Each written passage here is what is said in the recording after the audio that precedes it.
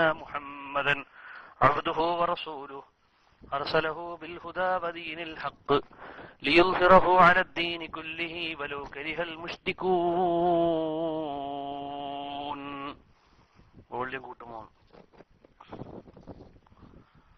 اللهم صل على سيدنا محمد وعلى آل سيدنا ومولانا محمد. Sound clear ആണ്.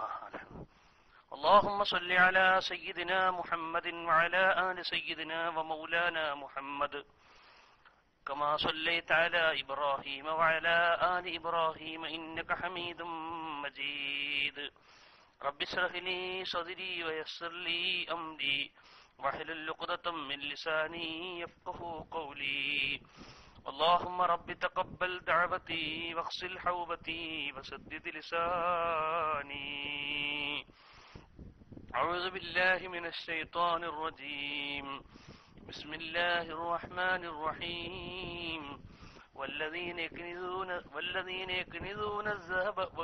يكنزون الذهب والفضة ولا ينفقونها في سبيل الله فبشرهم بعذاب أليم. يوم يحمى عليها في نار جهنم فتكوى بها جباههم وجنوبهم وظهورهم هذا ما كنزتم لأنفسكم فذوقوا ما كنتم تكنزون. صدق الله العلي العظيم. وقال سيدنا ومولانا محمد صلى الله عليه وسلم: من آتاه الله مالا ولم يؤد زكاته مثل له يوم القيامة شجاعا أقرع له زبيبتان يطبقه يوم القيامة ثم يأخذ بلهزمتيه ثم يقول أنا مالك أنا كنزك ثم تلا لا يحسبن الذين يبخلون بما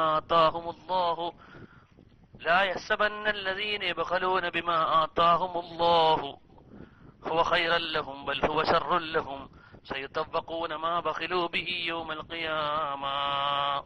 صدق الله العلي العظيم. ബഹുമാനപ്പെട്ട ഒന്നരായ നൂർ ഫൈസി ഉസ്താദ് അടക്കമുള്ള ഉസ്താദുമാരെ, അതുപോലെ നമ്മുടെ ക്ലാസ് റൂമിന്റെ ബഹുമാനപ്പെട്ട അമീർ ഇരിങ്ങല്ലൂർ അടക്കമുള്ള നമ്മുടെ ക്ലാസ് റൂമിന്റെ പ്രവർത്തകരെ, അഡ്മിന്മാരെ, ക്ലാസ് റൂമിലൂടെ ശ്രമിച്ചുകൊണ്ടിരിക്കുന്ന നമ്മുടെ പ്രസ്ഥാനത്തിന്റെ പ്രിയപ്പെട്ട ബന്ധുക്കളെ, പ്രവർത്തകരെ, അതുപോലെ ഇതര പ്രസ്ഥാനത്തിന്റെ വക്താക്കളായ ശ്രോതാക്കളെ, നാം ഈ പരിശുദ്ധ റമളാനിന്റെ പാതിരാ സമയത്ത് പരിപാവനമായ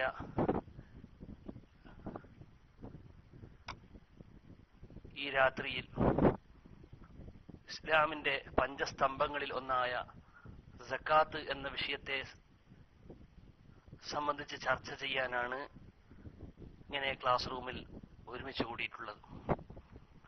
കഴിഞ്ഞ 2 ദിവസം മുമ്പ് സക്കാത്തിനെ സംബന്ധിച്ചുള്ള ക്ലാസ് ഞാൻ പറഞ്ഞു തുടങ്ങിയെങ്കിലും നിങ്ങളൊക്കെ അറിയുന്നത് പോലെ ക്ലാസ് എടുത്തുകൊണ്ടിരിക്കവേ ഇവിടെയുള്ള ഒരു സുഹൃത്തിന്റെ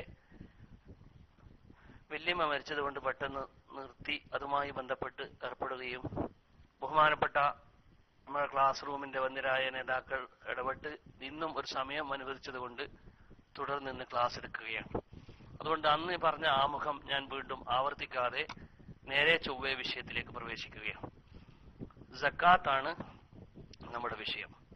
പരിശുദ്ധ ഇസ്ലാമിൽ സക്കാത്ത് എന്നത് വളരെ പ്രധാനപ്പെട്ട ഒന്നാണെന്ന് നമുക്ക് എല്ലാവർക്കും അറിയാം. ഇസ്ലാമിന്റെ പഞ്ചസ്തംഭങ്ങൾ, പരിശുദ്ധ ഇസ്ലാം നിലകൊള്ളുന്നത് 5 സ്തൂപങ്ങളിൽ, 5 തൂണുകളിലാണ്. ആ തൂണുകളിൽ ഏതെങ്കിലും ഒന്ന് നഷ്ടപ്പെട്ടാൽ ആ ഭാഗം ഇസ്ലാം കൊഴിഞ്ഞു പോകുമെന്ന് നമുക്കറിയാവുന്നതുപോലെ ഇസ്ലാമിന്റെ 3ാമത്തെ കാര്യമാണ് പരിശുദ്ധമായ സക്കാത്ത് എന്നത്. നിസ്കാരം ഏതാണ്ട് ആളുകളൊക്കെ, ബഹുഭൂരിഭാഗം ആളുകളും നിലനിർത്തുന്നില്ലെങ്കിലും സാധാരണയായി എല്ലാവർക്കും അതിന്റെ ലാഹിറ മസലകൾ അറിയുകയും ചെയ്യാം. എന്നാൽ അതുപോലെ തന്നെ ഹജ്ജിന് പോകുന്ന ആളുകൾ ആ സന്ദർഭത്തിൽ ഹജ്ജിനെ സംബന്ധിച്ച് പഠിക്കുന്നു. റമളാനിൽ പൊതുവെ മുസ്ലിമീങ്ങൾ നോമ്പെടുക്കുകയും ചെയ്യുന്നു. എന്നാൽ ഇതിൽ നിന്ന് വ്യത്യസ്തമായി സക്കാത്തിനെ സംബന്ധിച്ച് അധിക ആളുകൾക്കും അറിയില്ല എന്നതാണ് വസ്തുത. സക്കാത്ത് കണക്ക് വെച്ച് സക്കാത്തിന്റെ രൂപത്തിൽ കൊടുക്കുന്നവരും അത് കൊടുക്കേണ്ട ആളുകൾക്ക് കൊടുക്കുന്നവരും വളരെ വളരെ വളരെ കുറവാണ് എന്നതാണ് കാര്യം. പ്രത്യേകിച്ച് സക്കാത്ത് കൊടുക്കേണ്ട ആളുകൾ കുറവായത് കൊണ്ടൊന്നുമല്ല, പഴയ കാലം പോലെയല്ല. ഇപ്പോൾ സക്കാത്ത് ഏറെ കൊടുക്കാൻ ബാധ്യതപ്പെട്ടൊരു കാലമാണിത്. കാരണം വ്യവസായങ്ങൾ, കച്ചവടങ്ങൾ ധാരാളം വർദ്ധിച്ചു വരികയാണ്. കച്ചവടത്തിന് സക്കാത്തുണ്ട് എന്നത് ഷാഫി മദ്ഹബിലെ വളരെ പ്രസിദ്ധമായ അഭിപ്രായമാണല്ലോ, അതെല്ലാവർക്കും അറിയുന്നതല്ലേ. ഈ കച്ചവടം ഇന്ന് ഏതെല്ലാം രീതിയിൽ വർദ്ധിച്ചു വരികയാണ്, ഏതെല്ലാം രീതിയിൽ കച്ചവടങ്ങൾ വർദ്ധിച്ചു വരികയാണ്. ഗ്രാമങ്ങളൊക്കെ ടൗണുകളായി മാറി. ഇനി ടൗൺ ആവണമെന്ന് പോലും ഇല്ല. ഇന്നിപ്പോ ഹൈവേന്റെ സൈഡുകളിലൊക്കെ പാർക്കിംഗ് കിട്ടിയാൽ എവിടെയൊക്കെ ഷോപ്പുകളാണ്, വലിയ വലിയ ഷോപ്പുകൾ. അതുപോലെ നമ്മുടെ ക്ലാസ് റൂമിൽ അധികവും വിദേശികളായ ഗൾഫ് രാജ്യങ്ങളിൽ നിന്നാണ് ക്ലാസ് റൂമിൽ അധികമുള്ള ആളുകൾ. അവരൊക്കെ ഒരു തരത്തിലല്ലെങ്കിൽ മറ്റൊരു തരത്തിൽ കച്ചവടവുമായി ബന്ധപ്പെട്ടവരാണ്. കച്ചവടത്തിനെ സംബന്ധിച്ചിടത്തോളം സക്കാത്ത് നിർബന്ധമുണ്ട്. അത് ചെറിയ കച്ചവടത്തിൽ വരെ 595 ഗ്രാം വെള്ളിയുടെ പൈസ എന്നൊക്കെ പറഞ്ഞാൽ ചെറിയ പൈസയാണത്. ഈ ചെറിയ പൈസന്റെ ഒരു ചായക്കണക്ക് പോലും സക്കാത്ത് നിർബന്ധമായി വരുന്നുണ്ട്. പക്ഷെ ഈ സക്കാത്ത് എങ്ങനെയാണ് കൊടുക്കേണ്ടത്, അത് ഏത് രീതിയിലാണ് കൊടുക്കേണ്ടത് എന്ന് പല ആളുകൾക്കും, ബഹുഭൂരിഭാഗം ആളുകൾക്കും അറിയാത്തത് കൊണ്ടാണ്. സൈദഫേസി ഇന്നത്തെ സുപ്രഭാതമാണ്.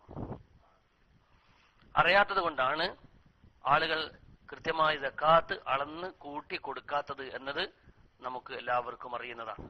അതുകൊണ്ട് തന്നെ ബഹുമാനപ്പെട്ട നമ്മുടെ ക്ലാസ് റൂമിന്റെ പ്രവർത്തകർ ഇങ്ങനെ ഒരു സക്കാത്ത് എന്നൊരു വിഷയത്തിലുള്ള ഒരു ക്ലാസ് പ്രത്യേകം സജ്ജീകരിച്ചതിൽ ഞാൻ അവരെ പ്രത്യേകം ശ്ലാഘിക്കുകയാണ്. അള്ളാഹുവിന്റെ തൗഫീഖ് കൊണ്ട് ഇന്നും ഞാൻ ഒരു മഹല്ലിൽ സക്കാത്തിന്റെ ക്ലാസ് എടുത്തു. ഉച്ചക്ക് രാവിലെ സക്കാത്തിന്റെ ക്ലാസ് എടുത്തു. ഇനിയും പല ദിവസങ്ങളിലും പരിശുദ്ധ റമളാനിൽ സക്കാത്തിനെ പറ്റിയുള്ള ക്ലാസ്സുകൾ ഏറ്റിട്ടുണ്ട്. ഇന്നത്തെ ചന്ദ്രികയിൽ ബഹുമാനപ്പെട്ട ആലിക്കുട്ടി ഉസ്താദിന്റെ ലേഖനം കണ്ണൂർ ഭാഗത്തൊക്കെ ഉണ്ടായിരുന്നു. സക്കാത്ത് ക്ലാസുകൾ വ്യാപകമായി വർദ്ധിപ്പിക്കണമെന്നതാണ് ആ ലേഖനത്തിന്റെ അവസാനം ഉസ്താദ് സമർത്ഥിക്കുന്നത്. കാരണം സക്കാത്ത് ഇന്ന് വിചിത്രമായി വന്നുകൊണ്ടിരിക്കുകയാണ്. ബിദ്അത്തുകാർ സക്കാത്തിന്റെ ക്ലാസുകൾ വർദ്ധിപ്പിക്കുന്നു. അവരുടെ സക്കാത്തിന്റെ അവതരണവും അവരുടെ സക്കാത്തിന്റെ മുതലുകളും സക്കാത്തിന്റെ കൊടുക്കേണ്ട രീതികളൊക്കെ ശരിക്കും സുന്നത്തിയമായത്തിന് വിരുദ്ധമായി പല വികൃതമായ രീതിയിലാണ്. മാത്രവുമല്ല, ഇപ്പൊ സ്ഥാപനങ്ങളൊക്കെ സക്കാത്ത് പിടിച്ചുകൊണ്ടിരിക്കുകയാണ്. വക്കീലന്മാർ ഏൽപ്പിച്ചായി എന്നൊക്കെ പറഞ്ഞിട്ട് സ്ഥാപനത്തിന് സക്കാത്ത് പിടിക്കുകയൊക്കെ ചെയ്യുന്ന, അതായത് സക്കാത്തിന്റെ രൂപങ്ങളൊക്കെ ശരിക്കും മറ്റൊരു രീതിയിലേക്ക് മാറിക്കൊണ്ടിരിക്കുമ്പോൾ, ആളുകൾക്ക് സക്കാത്തിനെ പറ്റി പെട്ടെന്ന് അറിയാതിരിക്കുമ്പോൾ അതിൽ പെട്ടെന്ന് വിശ്വസിച്ചു പോകുന്ന ഒരു പരിതസ്ഥിതി നമ്മുടെ സക്കാത്തിന്റെ മേഖലയിൽ ഉണ്ട് എന്നതുകൊണ്ട് തന്നെ സക്കാത്ത് വിഷയം വളരെ ചർച്ച ചെയ്യപ്പെടേണ്ട ഒന്നാണ്. ശർഇൽ സക്കാത്ത് നിർബന്ധമാകുന്ന മുതലുകൾ പ്രധാനമായും 8 എണ്ണമാണ്. അത് 6 എന്നും 5 എന്നൊക്കെ പല രീതിയിൽ എണ്ണിയിട്ടുണ്ട്. എണ്ണത്തിലല്ല, അതിന്റെ കാര്യങ്ങൾ വസ്തുതാപരമായി നമുക്ക് പറയാം. അതിലൊന്ന് ജീവികളിലുള്ള, മാശിയത്തുകളിലുള്ള, മൃഗങ്ങളിലുള്ള സക്കാത്തുകളാണ്. ഈ മൃഗങ്ങളിലുള്ള സക്കാത്ത് എന്നത് ആട്, മാട്, ഒട്ടകം, ഇത് 3 എണ്ണമാണ് മൃഗങ്ങളിൽ സക്കാത്തുള്ളത്. ഇത് 3 എണ്ണത്തിലേ ഉള്ളൂ. മറ്റു മൃഗങ്ങളിൽ സക്കാത്തില്ല. കോഴിനെ ഒരുപാട് ഒരാൾ പോറ്റുന്നുണ്ട്, കോഴിയിൽ സക്കാത്തില്ല. മുയലിനെ ഒരാൾ ഒരുപാട് പോറ്റുന്നുണ്ട്, മുയലിൽ സക്കാത്തില്ല. അങ്ങനെ നമ്മൾ പല ജീവികളെയും, തത്ത, പ്രാവ്, അതിലൊന്നും സക്കാത്തില്ല. അത് എത്ര പോറ്റി വലിയ നല്ല വിലപിടിപ്പുള്ള പ്രാവുകളൊക്കെ ഉണ്ട്. 5000 രൂപയൊക്കെ വിലയുള്ള നല്ല വിലപിടിപ്പുള്ള പ്രാവുകളൊക്കെ ഉണ്ട്. അപ്പൊ അതിലൊന്നും പോറ്റി വിൽക്കുന്നവർക്ക് നല്ല ലാഭവും നല്ല കച്ചവടവും നടക്കുന്നുണ്ട്. പക്ഷെ അതിലൊന്നും സക്കാത്തില്ല. സക്കാത്ത് നിർബന്ധമുള്ള ജീവികൾ അത് 3 എണ്ണം മാത്രമാണ്. അതേതാണ്? ഒന്ന് ആട്, ഒന്ന് മാട്, ഒന്ന് ഒട്ടകം. ഈ ആട്, മാട്, ഒട്ടകത്തിലെ സക്കാത്ത് നമ്മൾ ഏറെ ഇപ്പം ചർച്ച ചെയ്യേണ്ടതില്ല. ഇനി ആർക്കെങ്കിലും ആ ചർച്ചയിലേക്ക് കൊണ്ടുവരണമെന്നുണ്ടെങ്കിൽ ഇൻഷാ അല്ലാഹ് നമ്മൾ അങ്ങോട്ട് വഴിയെ ചോദ്യോത്തര സെഷനിൽ കടന്നു വരികയും ചെയ്യാം. എന്തുകൊണ്ടാണ് അത് പ്രത്യേകം ചർച്ച ഇപ്പോൾ ചെയ്യേണ്ടതില്ല എന്ന് ഞാൻ പറയാൻ കാരണം, അതായത് സക്കാത്ത് നിർബന്ധമാകുന്ന ഒട്ടകം എന്ന് പറയുന്നത് 5 ഒട്ടകം ഒരാൾക്കുണ്ടെങ്കിലാണ് അതിലാണ് സക്കാത്ത് കൊടുക്കേണ്ടത്. ഇപ്പോൾ നമ്മൾ ആലോചിച്ച് നോക്കൂ, 5 ഒട്ടകം നമ്മുടെ നാട്ടിൽ കേരളീയ സാഹചര്യത്തിൽ ഒട്ടകമൊന്നുമില്ല. അതുകൊണ്ട് തന്നെ പിന്നെ നമ്മുടെ നാട്ടുകാരെ ദുബായിൽ പോയിട്ടോ അല്ലെങ്കിൽ ഖത്തറിൽ പോയിട്ടോ അല്ലെങ്കിൽ സൗദി പോയിട്ടോ ഒട്ടകത്തെ പോറ്റൊന്നുമില്ല. അത് അറബിന്റെ ഒട്ടകത്തെ പോറ്റുന്ന ജോലിക്കാരുണ്ടോ എന്ന് എനിക്കറിയില്ല. അപ്പൊ അതുകൊണ്ട് തന്നെ 5 ഒട്ടകവും ആ ഒട്ടകത്തിന്റെ സക്കാത്ത് 5 ഒട്ടകത്തുമ്പോഴേ സക്കാത്ത് കൊടുക്കേണ്ടുള്ളൂ. അതന്നെ 5 ഒട്ടകത്തിന് ഒരാടാണ് സക്കാത്ത് കൊടുക്കേണ്ടത്. ആ ഒരു അതിന്റെ 10 20 25 50 അതിന്റെ വിശദ കണക്കുകളിലേക്ക് നമ്മൾ അധികം ചർച്ച ചെയ്യേണ്ട ആവശ്യമില്ല. മറ്റൊന്ന്, ആടാണ് സക്കാത്ത് നിർബന്ധമുള്ള ജീവി. ആടിനെ സംബന്ധിച്ചിടത്തോളം 40 ആട് ഒരു കൊല്ലം തികയുമ്പോഴാണ് 40 ആടിനെ പോറ്റുന്ന ഒരാൾക്ക് സക്കാത്ത് നിർബന്ധം. 39 ആട് വരെ പോറ്റുന്ന ഒരാൾക്ക് സക്കാത്ത് നിർബന്ധമില്ല. അതും നമ്മുടെ നാട്ടിൽ ഇപ്പൊ ആട് 40 ആടിനൊക്കെ പോറ്റുന്നവർ വളരെ അപൂർവമാണ്. അപൂർവം എന്നല്ല, എന്റെ ഓർമ്മയിലൊന്നും ഞാനിതൊരാരെയും കണ്ടിട്ടില്ല. പഴയ കാലത്തൊക്കെ ഉണ്ടോന്ന് അറിയില്ല. ഇപ്പൊ ആട് ഫാമുകൾ വർദ്ധിച്ചു വരുന്നുണ്ട്. ഫാമുകളുടെ സ്വഭാവം എന്താന്ന് വെച്ചാൽ അതിൽ പുല്ലിട്ട് പോറ്റുന്ന ആടുകളാണ്, കെട്ടിയിട്ട് പുല്ലിട്ട് കൊടുത്ത് പോറ്റുന്ന ആടുകളാണ് ഫാമുകളിലുള്ളത്. യഥാർത്ഥത്തിൽ അങ്ങനെ കെട്ടിയിട്ട് തീറ്റിയിട്ട് പോറ്റുന്ന ആടുകളിൽ അത് 40 അല്ല 400 ആയാലും അതിൽ സക്കാത്തില്ല. കാരണം 40 ആടുണ്ടാകുമ്പോൾ അതിനൊരു കൊല്ലം തികയുമ്പോൾ അതിൽ സക്കാത്ത് നിർബന്ധമാകാൻ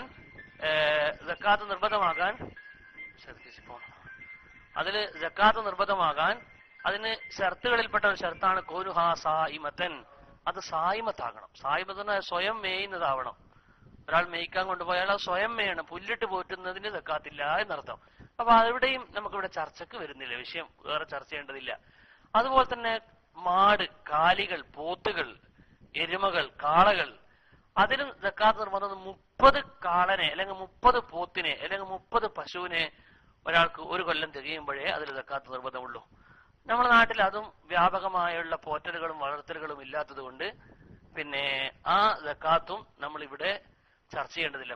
പ്രധാനമുള്ള സക്കാത്തിന്റെ വിഷയങ്ങളിലേക്കാണ്, പ്രധാനമുള്ള സക്കാത്തിന്റെ ചർച്ചകളിലേക്കാണ് നമ്മൾ പ്രസക്തമായും ഊന്നൽ നൽകുന്നത്. എന്നാൽ ആട്, മാട്, ഒട്ടകം എന്നത് ഒഴിച്ചു നിർത്തിയാൽ പിന്നെ രണ്ടാമത് വരുന്നത് കൃഷികളാണ്. കൃഷികളിൽ പഴവർഗ്ഗങ്ങൾ, അതുപോലെ ധാന്യങ്ങൾ. പഴവർഗ്ഗങ്ങൾ എന്ന് പറഞ്ഞാൽ മുന്തിരി, അതുപോലെ തന്നെ ഈത്തപ്പഴം. അതും നമ്മുടെ നാട്ടിൽ ഇല്ലാത്തതുകൊണ്ട് നമ്മൾ ആ ചർച്ചക്ക് എടുക്കുന്നേ ഇല്ല. മൂന്നാമത്തെ ധാന്യങ്ങൾ എന്ന് പറഞ്ഞാൽ നമ്മളെ ഏറ്റവും പ്രധാനമായ ഭക്ഷണമായി, പോഷകാഹാരമായി ഉപയോഗിക്കുന്നതും ഉണക്കി സൂക്ഷിച്ച് കൊണ്ടു നടക്കുന്നതുമായ സാധനങ്ങൾ. നമ്മുടെ നാട്ടിൽ നെല്ല് അഥവാ അരി, അതുപോലെ ഗോതമ്പ് ഉപയോഗിക്കുന്ന നാട്ടുകാരുണ്ട്, പാകിസ്ഥാനികളൊക്കെ. അതുപോലെ തന്നെ കടല, അങ്ങനെയുള്ള സാധനങ്ങൾ. അതും നമ്മൾ വേറെ ഇന്ന് ചർച്ച ചെയ്യുന്നില്ല, ഇവിടെ ചർച്ചയ്ക്ക് എടുക്കേണ്ട ആവശ്യമില്ല. കാരണം നമ്മൾ ആ രീതിയിലുള്ള വലിയ കർഷകരെല്ലാം വളരെ അപൂർവേ ഉള്ളൂ. അതുകൊണ്ട് ആ ചർച്ചയും അവിടെ മാറ്റി. അപ്പൊ 6 വിഷയങ്ങളായി. ഇനി വളരെ പ്രധാനമായുള്ള വിഷയങ്ങൾ നമ്മുടെ നാട്ടിലൊക്കെ വ്യാപകമായി വരുന്ന സക്കാത്തിന്റെ ചർച്ച എന്ന് പറയുന്നത്, അത് ഒന്ന് സ്വർണം, മറ്റൊന്ന് വെള്ളി, അതിന്റെ സ്ഥാനത്ത് നിൽക്കുന്ന പൈസ, അതുപോലെ കച്ചവടം. ഈ 4 വിഷയങ്ങളിലാണ് ഇൻഷാ അല്ലാഹ് പരമാവധി ഇന്ന് സക്കാത്തിന്റെ ചർച്ചയുമായി ഞാൻ മുന്നേറാൻ ഉദ്ദേശിക്കുന്നത്. അല്ലാഹു റബ്ബുൽ ഇസ്സത്ത് തൗഫീഖ് നൽകട്ടെ, ആമീൻ. സ്വർണം, വെള്ളി എന്ന് പറയുന്നത് അത് എക്കാലത്തെയും എല്ലാ വസ്തുവിന്റെയും വിലയായി നമ്മുടെ സാമ്പത്തിക സ്രോതസ് വർദ്ധിപ്പിക്കാനുള്ള വളരെ പ്രധാനപ്പെട്ട ഭാഗമായി ആളുകൾ സൂക്ഷിച്ചു വെക്കുന്ന സ്വർണവും വെള്ളിയും. ഈ സ്വർണത്തിനും വെള്ളിക്കും സക്കാത്ത് നിർബന്ധമുണ്ട്. സ്വർണത്തിന് സക്കാത്ത് നിർബന്ധമാകുന്നത് 20 മിസ്കാൽ സ്വർണം അല്ലെങ്കിൽ 20 ദീനാർ സ്വർണം. മിസ്കാലും ദീനാറും ഒന്ന് തന്നെയാണ്. ആ സ്വർണം ഒരാൾ നമ്മുടെ ഇന്നത്തെ കണക്ക് പ്രകാരം 85 ഗ്രാം സ്വർണം. 85 ഗ്രാം എന്ന് പറഞ്ഞാൽ 8 ഗ്രാമാണ് ഒരു പവൻ. അപ്പോ 85 എന്ന് പറഞ്ഞാൽ 10.5 പവനിൽ ഏറെ വരും. 10.5 പവൻ തങ്കം, പൊന്നല്ല. അതുകൊണ്ട് തങ്കം എന്ന് പറഞ്ഞാൽ ചെമ്പ് കലർത്താത്ത പൊന്നാണ്, സ്വർണമാണ് തങ്കം. ഹാലിസായ 20 മിസ്കാൽ. ഹാലിസ് എന്ന് പറഞ്ഞാൽ മറ്റൊന്ന് കലർത്താത്ത സ്വർണം മാത്രമുള്ള. അപ്പൊ സ്വർണം മാത്രമുള്ളതെന്ന് പറഞ്ഞാൽ തങ്കാണ്. അത് 20 ദീനാർ എത്തുക, അല്ലെ 20 മിസ്കാൽ എത്തുക എന്ന് പറഞ്ഞാൽ 85 ഗ്രാം എത്തുക. 85 ഗ്രാം എന്ന് പറഞ്ഞാൽ 10.5 പവനും ചില്ലറയും. 10.5 പവൻ. ഈ 10.5 പവൻ തങ്കം എന്ന് പറഞ്ഞാൽ ശുദ്ധമായ പൊന്ന് ഒരാളടുത്തുണ്ടായി. അതാണ് സ്വർണത്തിലെ സക്കാത്തിന്റെ നിസാബ്. 10.5 പവൻ തങ്കം. ഈ നിസാബ് ഒരു കൊല്ലം ഒരാൾ വെച്ചാൽ, ഒരു കൊല്ലം അങ്ങനെ തന്നെ മാറ്റാതെ മറയാതെ അത് കുറയാതെ അത് ഉപയോഗിക്കാതെ അങ്ങനെ കെട്ടി നിധിയായി വെച്ചാൽ ഒരു കൊല്ലമാകുമ്പോൾ അതിന്റെ 2.5%, 40-ൽ1 ഭാഗം സക്കാത്ത് കൊടുക്കൽ നിർബന്ധമാണ്. ഇനി ആ 10.5 എന്നുള്ളത് 25 വേണം, അത് അതിന്റെ 2.5%. 50 പവനാണ്, അതിന്റെ 2.5%. അങ്ങനെ പിന്നെ 10.5 പവൻ സ്വർണം, 85 ഗ്രാം സ്വർണം 1 കൊല്ലം ഒരാൾ സൂക്ഷിച്ചാൽ അതിലാണ് സ്വർണത്തിന്റെ സക്കാത്ത് നിർബന്ധമാകുന്നത്.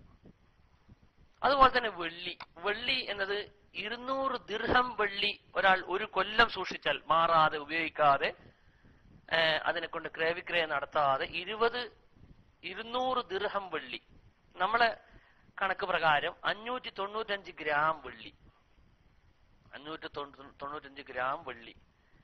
ഈ വെള്ളി ഒരാൾ ഉപയോഗിച്ചാൽ, ഒരാൾ സൂക്ഷിച്ചു വെച്ചാൽ, ആ സൂക്ഷിപ്പിന് 1 കൊല്ലം പൂർത്തിയായാൽ അതിന് അയാൾ സക്കാത്ത് കൊടുക്കണം. എത്രയാണ് സക്കാത്ത് കൊടുക്കേണ്ടത്? നേരത്തെ പറഞ്ഞ 2% തന്നെ. എന്നാൽ ഇതിൽ പ്രത്യേകം എടുത്തു പറയേണ്ട ഒരു വിഷയം, നമ്മൾ ഇത് സൂക്ഷിപ്പായി വെക്കുന്ന, മുതലിന്റെ വളർച്ചക്ക് സൂക്ഷിപ്പായി വെക്കുന്ന സ്വർണത്തിനെയും വെള്ളിയെ പറ്റിയാണ് ഈ ചർച്ചയുള്ളത്. നമ്മൾ ആഭരണമായി ഉപയോഗിക്കുന്ന സ്വർണവും വെള്ളിയുണ്ട്. ആഭരണമായി ഉപയോഗിക്കുന്ന സ്വർണവും വെള്ളിയും അത് മുതലിന്റെ സൂക്ഷിപ്പായിട്ടല്ല, അതിനെ ആഭരണമാക്കിയിട്ടാണ്. നമ്മുടെ വീട്ടിലുള്ള വീട്ടായുധങ്ങൾ പോലെ, വീട്ടുപകരണങ്ങളെ പോലെ നമ്മുടെ ജീവിതത്തിൽ അല്ലാഹു സുബ്ഹാനഹു വ തആല ഹലാലാക്കിയ ആഭരണമുണ്ട്. സ്വർണവും വെള്ളിയും ആഭരണങ്ങൾ. പുരുഷന് വെള്ളി മോതിരം ധരിക്കൽ ഹലാലാണ്.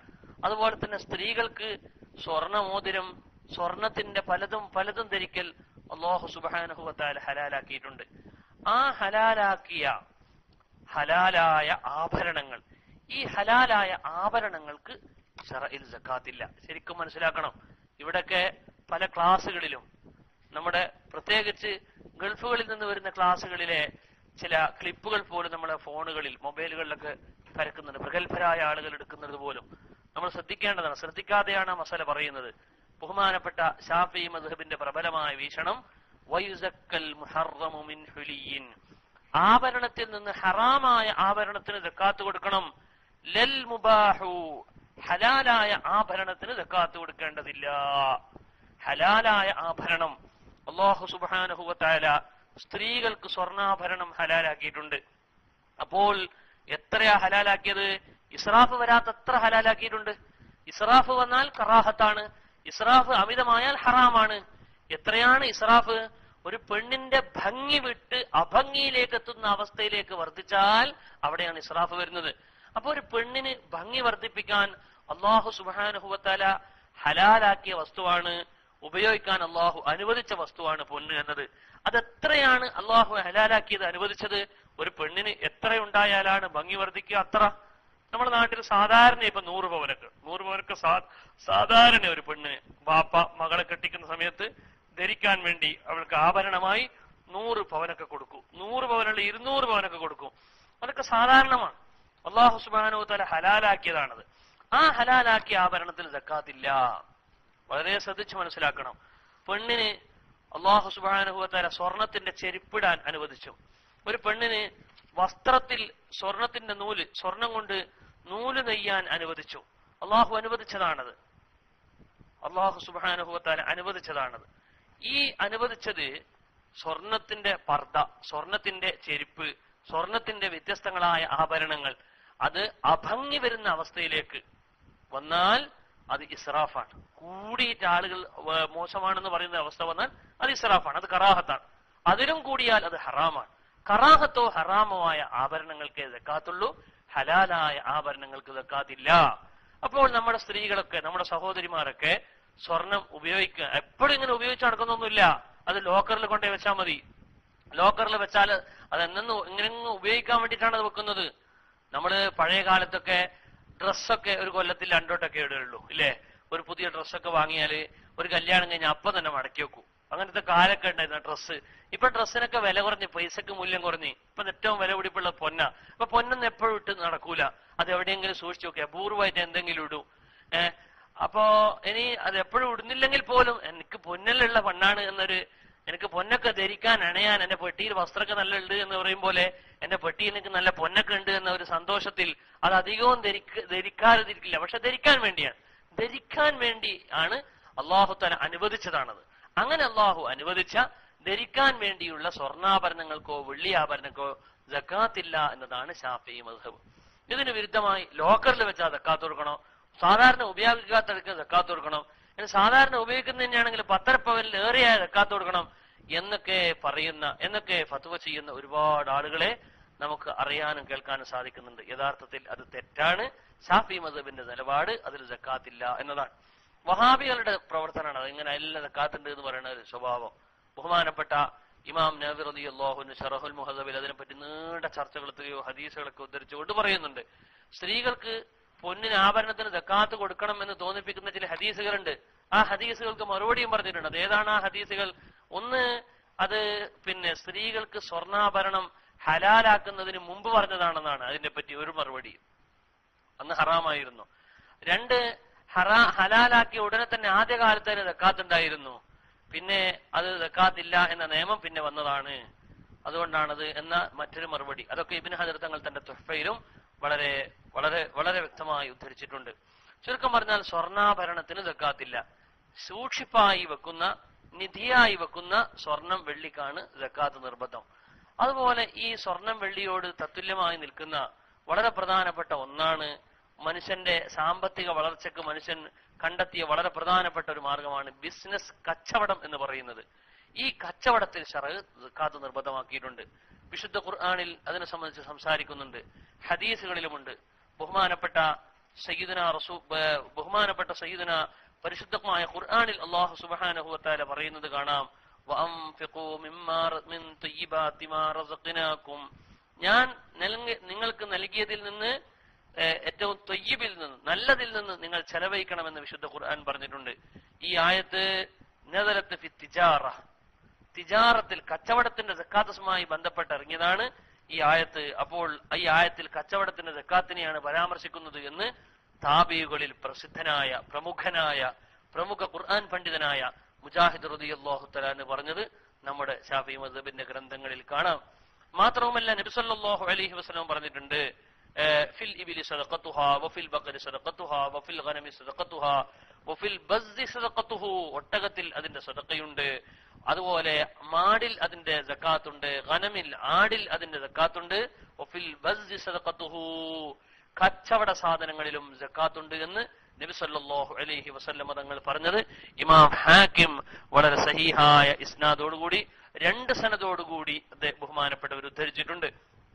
ഇനിയും ബഹുമാനപ്പെട്ട ഇമാമുകൾ പരക്കെ വഖദ് അജ്മഅ അലാ വുജൂബിഹാ ആമ്മത്തു അഹ്ലിൽ ഇൽമി ഐ അക്സറുഹും, ബഹുഭൂരിഭാഗം പണ്ഡിതന്മാരും കച്ചവടത്തിൽ സക്കാത്തുണ്ട് എന്ന കാര്യത്തിൽ ഏകോപിച്ചിട്ടുണ്ട് എന്ന് ബഹുമാനപ്പെട്ട ഇബ്നു ഹജർ തങ്ങളടക്കമുള്ള ബഹുമാനപ്പെട്ട ഷാഫി ഫിഖ്ഹിന്റെ ഗ്രന്ഥങ്ങളിലൊക്കെ മഹാന്മാരായ ആളുകൾ ഉദ്ധരിച്ചിട്ടുണ്ട്. അപ്പൊ കച്ചവടം സക്കാത്ത് നിർബന്ധമാകുന്ന ഒന്നാണ്. എന്താണ് കച്ചവടം? എന്തിനൊക്കെയാണ് കച്ചവടം എന്ന് പറയുന്നത്? ആ കച്ചവടങ്ങളിൽ എങ്ങനെയാണ് സക്കാത്ത് കൊടുക്കേണ്ടത്, എപ്പോഴാണ് കൊടുക്കേണ്ടത്, അതിന്റെ രീതികളും സ്വഭാവങ്ങളുമാണ് കർമ്മശാസ്ത്രപരമായി വളരെ വിശദമായി പറയാൻ പോകുന്നത്. കച്ചവടം എന്ന് പറഞ്ഞാൽ വത്തിജാറത്തു തഖ്രീബുൽ മാലി ബിൽ മുആവലത്തി ലിഗർദി റിബ്, ലാഭോദ്ദേശത്തോടുകൂടി മുതലിൽ നടത്തുന്ന തിരിമറിക്കാണ്, ധനപരമായ ഇടപാടുകൾക്കാണ് കച്ചവടം എന്ന് പറയുന്നത്. ലാഭോദ്ദേശത്തോടുകൂടി ധനപരമായ തിരിമറി എന്നത് 2 രീതിയിൽ വാങ്ങും, വിൽക്കലും വാങ്ങലും. ഒരാൾ ഒരു സാധനം വാങ്ങി വിൽക്കുന്നു,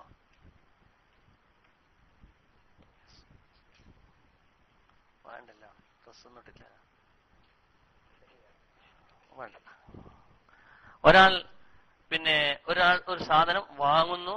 എന്തിനാണ് വാങ്ങുന്നത്? വിൽക്കാൻ, ലാഭത്തിന് വിൽക്കാൻ വേണ്ടി. അപ്പൊ ഒരു സാധനം വാങ്ങി വിൽക്കുക, ലാഭത്തിന് വേണ്ടി വിൽക്കാൻ വേണ്ടി വാങ്ങുന്നു. അങ്ങനെ വാങ്ങി വിൽക്കുന്നു, വാങ്ങുക വിൽക്കുക. ഈ വാങ്ങലാണ് ശിറാ, വാങ്ങൽ, ബൈ വിൽപ്പന. അപ്പോ ബൈ ശിറാ കൊണ്ട്, വാങ്ങി വിൽക്കൽ കൊണ്ട് കച്ചവടം ഉണ്ടാവും. എല്ലാ വിൽപ്പനയും കച്ചവടമല്ല. അതായത് ഞാൻ എന്റെ തോട്ടം വിൽക്കുന്നു, ഞാൻ എന്റെ കാറ് വിൽക്കുന്നു, അതൊന്നും കച്ചവടമല്ല, അത് വിൽപ്പനയാണ്, ബൈ. അതേ സ്ഥാനത്ത് ഞാനൊരു കാറ് വാങ്ങുന്നു ലാഭത്തിന് വിൽക്കാൻ വേണ്ടി, ഞാനൊരു ഭൂമി വാങ്ങുന്നു ലാഭത്തിന് വിൽക്കാൻ വേണ്ടി, ഞാനൊരു തോട്ടം വാങ്ങുന്നു ലാഭത്തിന് വിൽക്കാൻ വേണ്ടി. അങ്ങനെ ലാഭത്തിന് വിൽക്കാൻ വേണ്ടിയുള്ള വാങ്ങലും വിൽക്കലും അത് കച്ചവടമാണ്. അതുപോലെ തന്നെ ലാഭത്തിന് കൊടുക്കാൻ വേണ്ടി ഒരു സാധനം വാടകയ്ക്ക് എടുക്കുന്നു, ഞാനൊരു കാറ് വാടകയ്ക്ക് എടുക്കുക, എന്നിട്ട് ഞാൻ ലാഭത്തിന് വാടക കൊടുക്കുക. അതുപോലെ തന്നെ ഞാനൊരു ബിൽഡിംഗ് വാടകയ്ക്ക് എടുക്കുക, അത് ലാഭത്തിന് വീണ്ടും വേറെ ആൾക്ക് വാടക കൊടുക്കുന്നു. ബാംഗ്ലൂരിൽ പോയി മൊത്തം ഒരു ബിൽഡിംഗ് എടുക്കും, അങ്ങനെ ഞാൻ അതിനെന്ത് ചെയ്യും, ഓരോ റൂം മുറിച്ച് സമയങ്ങളിലായി ഓരോരുത്തർക്ക് ഇങ്ങനെ വാടക കൊടുക്കും. അങ്ങനെ ലാഭം ഉണ്ടാക്കുന്ന ഒരുപാട് ആളുകൾ നമുക്ക് കാണാൻ കഴിയും. അപ്പൊ ലാഭത്തിന് വേണ്ടി വാടകയ്ക്ക് എടുത്ത് വാടക കൊടുക്കുന്നു. ഇത് കച്ചവടമാണ്. അപ്പോ ലാഭത്തിന് വേണ്ടി വാങ്ങി വിൽക്കൽ, ലാഭത്തിന് വേണ്ടി വാടകയ്ക്കെടുത്ത് വാടക കൊടുക്കൽ, ഇതാണ് കച്ചവടം എന്ന് പറയുന്നത്. തഖ്ലീബുൽ മാലി ബിൽ മുആവദ ലിഗർദിർ റിബ്, ലാഭോദ്ദേശത്തോടുകൂടി നടത്തുന്ന ധനപരമായ തിരിമറിക്കാണ് കച്ചവടം എന്ന് പറയുന്നത്. ഈ കച്ചവടത്തിനെല്ലാം സക്കാത്തുണ്ട്, 2 നിബന്ധന ഒത്തുചേരുമ്പോൾ. അതങ്ങനെ നമ്മൾ നോക്കുകയാണെങ്കിൽ സൂപ്പർ മാർക്കറ്റ്, അതുപോലെ ടെക്സ്റ്റൈൽസ്, കമ്പ്യൂട്ടർ ബിസിനസ്, ചായക്കട, അങ്ങനെ തുടങ്ങിയാൽ ചായക്കടയിൽ എന്താണുള്ളത്? ചായക്കടയിലുള്ളത് ചായന്റെ സാധനങ്ങളൊക്കെ വാങ്ങി ചായയാക്കി വെക്കുന്നു. ജ്യൂസ് കട, ഫ്രൂട്ട് വാങ്ങി ജ്യൂസ് അടിച്ച് വിൽക്കുന്നു. അതുപോലെ തന്നെ നമ്മൾ നോക്കിയാൽ ഹോട്ടലുകൾ സാധനങ്ങൾ വാങ്ങി അത് മറ്റൊന്നാക്കി മറിച്ച് വിൽക്കുന്നു. അതുപോലെ ജ്വല്ലറികൾ, ആഭരണങ്ങൾ വാങ്ങി ആഭരണങ്ങൾ വിൽക്കുന്നു. അങ്ങനെ സ്വർണ്ണാഭരണങ്ങളും വെള്ളിയാഭരണങ്ങളും വാങ്ങി സ്വർണ്ണാഭരണങ്ങളും വെള്ളിയാഭരണങ്ങളും ലാഭത്തിന് വിൽക്കുന്നു. ഇങ്ങനെ ഒരു സാധനം വാങ്ങി ആ സാധനത്തിനെ മറ്റൊരു രൂപമാക്കിയിട്ട് വിൽക്കൂ. അതായത് ഇപ്പൊ ഹോട്ടലിലൊക്കെ അത് സാധനങ്ങൾ വാങ്ങി പൊറോട്ടയാക്കി വിൽക്കുന്നു. മൈദപ്പൊടിയും അതുപോലെ തന്നെ വെളിച്ചെണ്ണയും മേടിച്ച് പൊറോട്ടയാക്കുന്നു. അതുപോലെ ഫ്രൂട്ട് വാങ്ങി അതിന് ജ്യൂസ് ആക്കുന്നു. രൂപ മാറ്റം വരുന്നുണ്ട്, പക്ഷെ ആ സാധനം തന്നെ എന്റെ മറ്റൊരു രൂപത്തിലതിനെ വിൽക്കുന്നു. ഇതൊക്കെ കച്ചവടമാണ്. അതേ സ്ഥാനത്ത് ഞാൻ എന്ത് ചെയ്യുന്നു, ഒരു ഏക്കർ റബ്ബർ എസ്റ്റേറ്റ് വാങ്ങുന്നു, അല്ലെങ്കിൽ തെങ്ങിൻ തോപ്പ് ഞാൻ വാങ്ങുന്നു. എന്തിനാണത്? അതിന്റെ തേങ്ങ ഇങ്ങനെ വിറ്റ് എനിക്ക് വരുമാനം ഉണ്ടാക്കാൻ വേണ്ടിയാ. അത് കച്ചവടമല്ല. ഞാൻ റബ്ബർ എസ്റ്റേറ്റാ വാങ്ങിയത്, അത് വിൽക്കുന്നില്ല, അത് വിൽക്കാൻ വേണ്ടി വാങ്ങിയൊന്നുമല്ല. അപ്പൊ അത് വിൽക്കാൻ വേണ്ടി ഞാൻ അത് വാങ്ങിയിട്ടില്ല. ഞാൻ എനിക്ക് വരുമാനം ഉണ്ടാക്കാൻ വേണ്ടിയാണ് റബ്ബർ എസ്റ്റേറ്റ് വാങ്ങിയത്. ഞാനത് വിൽക്കുന്നില്ല, അത് വിൽപ്പനക്ക് വേണ്ടിയിട്ടല്ല. അപ്പൊ അതിന് കച്ചവടം എന്നല്ല, അത് എനിക്ക് എന്റെ ആവശ്യത്തിന് വേണ്ടി ഞാൻ വാങ്ങിയതാണ്. പിന്നെയോ അതിന്റെ വരുമാനമാണ് തേങ്ങ അല്ലെങ്കിൽ റബ്ബർ, അതൊക്കെ അതിന്റെ വരുമാനം. ആ വരുമാനം അത് കച്ചവടമല്ല. ആ സാധനം വാങ്ങി അതെന്നെ വിൽക്കുന്നു, ലാഭത്തിന് വേണ്ടി വിൽക്കുന്നു. അതിനാണ് കച്ചവടം എന്ന് പറയുന്നത്. അപ്പൊ ഫ്രൂട്ട് കടയോ, ഫ്രൂട്ട് വാങ്ങി ഫ്രൂട്ട് വിൽക്കുന്നു. അത് ശബ്ദം ഇല്ല. ഇവിടെ ശബ്ദം പോയത്, ശബ്ദമില്ലേ? ARCKP പറയുന്നത് ശബ്ദമില്ല, ആവശ്യത്തിനുണ്ട്. ആയിക്കോട്ടെ. ശബ്ദമില്ലെങ്കിൽ പറയണം കേട്ടോ, നമ്മള് വെറുതെ ടൈം ലാസ്റ്റ് ആക്കരുത്. ആയിക്കോട്ടെ. അൽഹംദുലില്ലാഹ് ശബ്ദം ഉണ്ട്. അത്ര തൽക്കാലം വേണ്ട. അപ്പോ പിന്നെ ലാഭത്തിന് വാങ്ങി ലാഭത്തിന് വിൽക്കുന്നു. അതുപോലെ ഞാൻ എന്ത് ചെയ്യുന്നു, എന്റെ ഒരു ജ്യൂസ് കട, ഫ്രൂട്ട് വാങ്ങി ഫ്രൂട്ട് വിൽക്കുന്നു. അത് ഫ്രൂട്ട് കച്ചവടമാണ്. ഫ്രൂട്ട് വാങ്ങി ഫ്രൂട്ടിനെ മറ്റൊരു രീതിയിലേക്ക് അതിനെ ദ്രാവകമാക്കി അഥവാ അതിനെ ജ്യൂസ് ആക്കിയിട്ട് വിൽക്കുന്നു. അവിടെയും പ്രശ്നമൊന്നുമില്ല, അത് അവിടെയും കച്ചവടം നടക്കുന്നുണ്ട്. ഫ്രൂട്ട് തന്നെയാ വെക്കുന്നത്, ഫ്രൂട്ടിന് വകഭേദം വരുത്തുന്നതേ ഉള്ളൂ. അതേ സ്ഥാനത്ത് ഭൂമി ഞാൻ വാങ്ങുന്നു, എന്റെ കച്ചവടത്തിന് എനിക്ക് വരുമാനം ഉണ്ടാക്കാൻ വേണ്ടി ഭൂമി വാങ്ങുന്നു. ഭൂമി വിൽക്കാനല്ല. ഞാനൊരു ഏക്കർ തോട്ടം വാങ്ങുന്നു, അതിന് എനിക്ക് വരുമാനം ഉണ്ടാക്കാൻ, അത് വിൽക്കാനല്ല. അങ്ങനെ അതിലുള്ള വരുമാനം ഞാൻ വിൽക്കുന്നു, അത് മറ്റൊന്നാണ്. അത് കച്ചവടമല്ല. അപ്പൊ ഒരു സാധനം വാങ്ങി അത് വിൽക്കുന്നു, അല്ലെങ്കിൽ ഒരു സാധനം വാടകയ്ക്കെടുത്ത് അത് വിൽക്കുന്നു, അത് വാടക കൊടുക്കുന്നു. ഇതിനാണ് കച്ചവടം എന്ന് പറയുന്നത്. ഇത് എവിടെയൊക്കെ പോയി കൊള്ളുവോ അവിടെയൊക്കെ സക്കാത്ത് നിർബന്ധമാണ്. അപ്പൊ നമ്മൾ കല്ല് കൊത്തുന്ന ആൾക്ക് പോലും സക്കാത്ത് നിർബന്ധമുണ്ട്. കല്ല് ചെത്താൻ വേണ്ടി, കല്ല് കൊത്താൻ വേണ്ടി ഒരു കല്ലുള്ള ഭൂമിക്കാരനോട് ഒരു കൊല്ലത്തേക്ക് ആ ഭൂമി വാടകയ്ക്ക് എടുക്കുന്നു. വാടകയ്ക്ക് എടുക്കാന്ന് പറഞ്ഞാൽ കല്ല് മുറിച്ച് ഒരു കൊല്ലത്തേക്ക് കിട്ടുന്ന അത്ര കല്ലുകൾ മുറിച്ച് വിൽക്കാൻ വേണ്ടിയിട്ട് അത് എടുക്കലാണ്, വിലക്കെടുക്കലാണത്. ഇത് മുറിച്ച് 1 by 1 ആയിട്ട് വിൽക്കുന്നു. അപ്പോ അത് ലാഭം കിട്ടും അതില്. അപ്പൊ ഒരു കച്ചവടമാണത്. അതുപോലെ തന്നെ പിന്നെ ഈ പാട്ടം, ഞങ്ങളുടെ നാട്ടിലൊക്കെ പാട്ടം എന്നാ പറയാ. കുരുമുളക് പാട്ടെടുക്കുക, അതുപോലെ തന്നെ തെങ്ങ് പാട്ടെടുക്കുക, അതിന്റെ തേങ്ങ പാട്ടെടുക്കുക. ബുദൂസലാഹ്, അതിന്റെ നന്മ പൂർത്തിയായതിനു ശേഷം, അതിങ്ങനെ തെളിഞ്ഞു വന്നതിന് ശേഷം അത് പാട്ടമെടുത്തുകൊണ്ട് മൊത്തത്തിൽ മതിച്ച് പാട്ടമെടുത്ത് അത് പറിച്ച് വിറ്റ് ലാഭമോ നഷ്ടമോ സ്വാഭാവികമായി സംഭവിക്കും. അതൊരു കച്ചവടമാണ്. മൊത്തത്തിൽ അതിന് വില കെട്ടിയെടുത്ത് അതുപോലെ പിന്നെ അതിനെന്ത് ചെയ്യുന്നു, അതിനെ ചില്ലറയായിട്ടോ മറ്റോ വിൽക്കുന്നു. അങ്ങനെ വിൽക്കുമ്പോൾ അതിന് ലാഭമോ നഷ്ടമോ വരും. അതൊരു തരം കച്ചവടമാണ്. അപ്പൊ അതിലൊക്കെ സക്കാത്ത് നിർബന്ധമുണ്ട്. ചുരുക്കം പറഞ്ഞാൽ കച്ചവടം എന്താണെന്നാണ് ഇതുവരെ നമ്മൾ പറഞ്ഞത്. ഈ കച്ചവടത്തിൽ സക്കാത്ത് ഉണ്ട് എന്നും ശറഅ് പറഞ്ഞു. എങ്ങനെയാണ് കച്ചവടത്തിൽ സക്കാത്ത് കൊടുക്കേണ്ടത്? അതാണ് ഇനി ഞാൻ പറയാൻ പോകുന്നത്. കച്ചവടത്തിൽ സക്കാത്തിന് 2 നിബന്ധനകളുണ്ട്. ഒന്ന് അൽ ഹൗലു വൻ നിസ, മറ്റൊന്ന് അൻ നിസാബു, കൊല്ലം തികയുക. ഒരു കൊല്ലം തികയണം കച്ചവടത്തിൽ സക്കാത്ത് നിർബന്ധമാണെങ്കിൽ. ഒരു കൊല്ലം കച്ചവടം വെക്കണം. 2 നിശ്ചിത നിസാബ്. നമ്മളിപ്പം പറയാൻ പോകുന്നത് 595 ഗ്രാം വെള്ളിയുടെ പൈസ വില. നിസാബ് എന്ന് പറഞ്ഞ വില, അതിന്റെ കണക്ക്, സക്കാത്തിന്റെ കണക്ക് എന്നാണ്. എന്ത് കണക്ക്? അതിന്റെ സക്കാത്ത് നിർബന്ധമാകുന്ന കണക്ക്. അപ്പൊ ഇത്ര കണക്ക് വേണം. കച്ചവടത്തെ സംബന്ധിച്ചിടത്തോളം നമ്മളിനി പറയാൻ പോകുന്നത് 595 ഗ്രാം വെള്ളിയുടെ പൈസ എന്നാണ് നമ്മൾ പറയാൻ പോണത്. അവിടെ ചെറിയൊരു വിശദീകരണം ഉണ്ട്. ഇൻഷാ അല്ലാഹ് ഞാൻ പറയുമ്പോൾ പറയും, നിസാബിനെ പറ്റി വിശദീകരിക്കും. അപ്പൊ ഇങ്ങനെ നിസാബ് കണക്ക്, അൽ ഹൗല് കൊല്ലം, വർഷം പൂർത്തിയാവുക, ഈ 2 നിബന്ധന ഒത്തുചേരുമ്പോഴാണ് കച്ചവടത്തിൽ സക്കാത്ത് നിർബന്ധമാകുന്നത്. ഇതിന്റെ വിശദ രൂപങ്ങളാണ് ഇൻഷാ അല്ലാഹ് നമ്മൾ ഇനി പറയേണ്ടത്. ഒന്നാമത്തത് അൽ ഹൗലു, കൊല്ലം. ഒരു കൊല്ലം പൂർത്തിയാവുമ്പോഴാണ് കച്ചവടം സക്കാത്ത് നിർബന്ധമാകുന്നത് കച്ചവടത്തിൽ. അപ്പോ എങ്ങനെയാണ് ഒരു കൊല്ലം പൂർത്തിയാവുക? കച്ചവടത്തിൽ ഒരു കൊല്ലം പൂർത്തിയാവൽ എങ്ങനെയാണ്? ആദ്യം കൊല്ലത്തിന്റെ സ്റ്റാർട്ടിങ് അറിയണ്ടേ? ഒരു കൊല്ലത്തിന്റെ സ്റ്റാർട്ടിങ് എവിടെ നിന്നാണ്? വളരെ ശ്രദ്ധിച്ച് മനസ്സിലാക്കണം. ആദ്യമേ മനസ്സിലാക്കേണ്ടത്, ഇതിൽ ഇംഗ്ലീഷ് മാസത്തിന് പ്രവേശനമേ ഇല്ല. ഇത് അറബി കലണ്ടറാണ് കൂട്ടേണ്ടത്. ഷഅബാൻ, റമളാൻ ഇല്ലേ?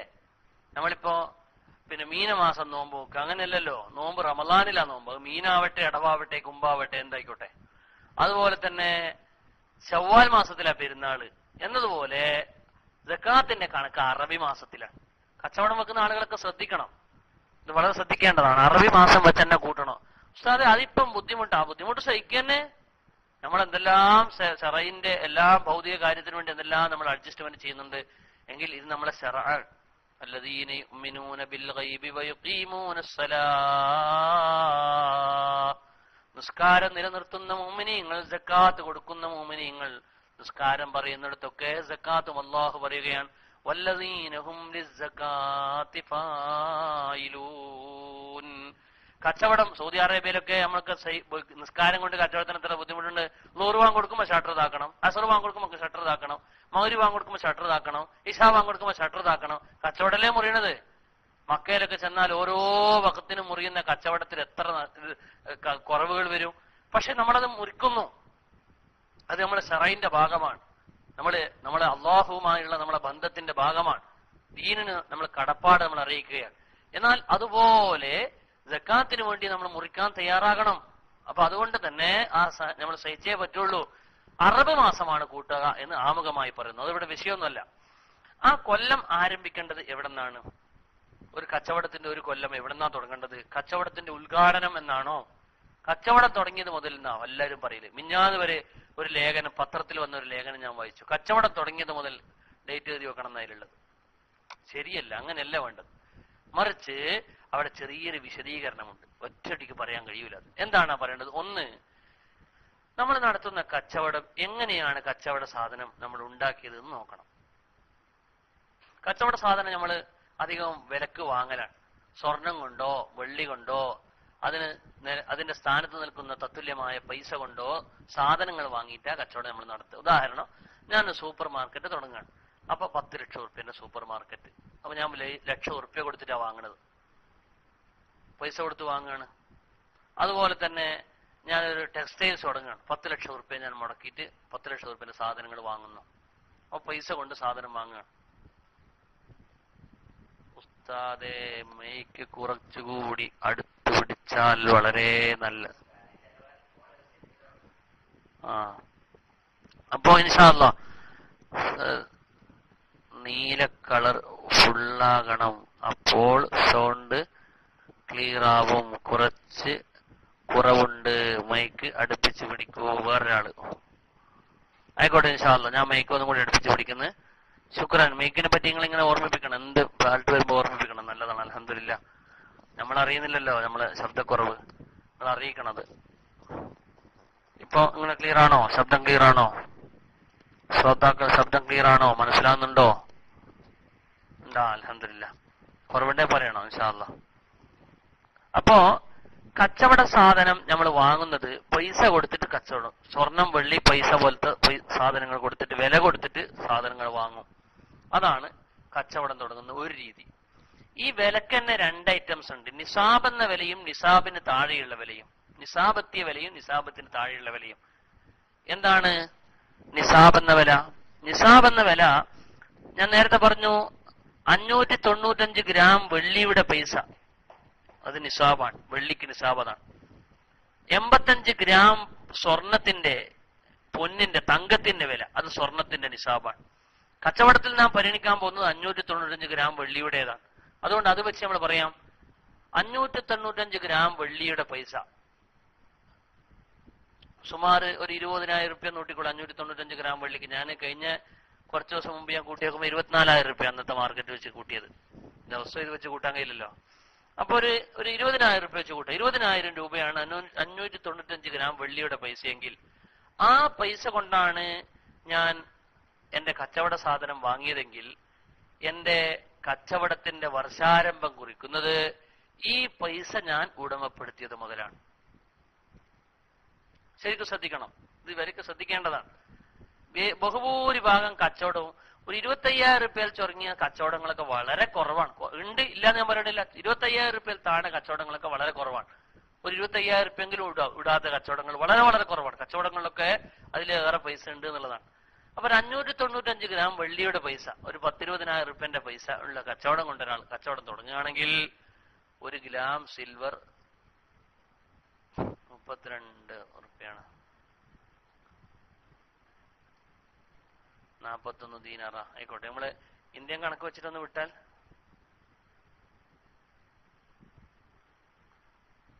ആയിക്കോട്ടെ. ശുക്രൻ. ഇന്ത്യൻ കണക്കും വെച്ച് അതുപോലെ ഒന്ന് വിടുക. ആരാണ്? ആയിക്കോട്ടെ. ശുക്രൻ. അപ്പോ ഒരു 595 ഗ്രാം വെള്ളിയുടെ പൈസന്റെ കച്ചവടമാണ് അയാൾ സ്റ്റാർട്ട് ചെയ്യുന്നെങ്കിൽ അതിൽ താഴെയുള്ള കച്ചവടമൊക്കെ ഇപ്പൊ വളരെ അപൂർവമാണ്. പക്ഷെ അതിൽ താഴെ പറ്റിയും പറയാം. അങ്ങനെയാണെങ്കിൽ ആ കച്ചവട വർഷത്തിന്റെ ആരംഭം കുറിക്കുന്നത് ആ പൈസ ഉടമപ്പെടുത്തിയത് മുതലാണ്.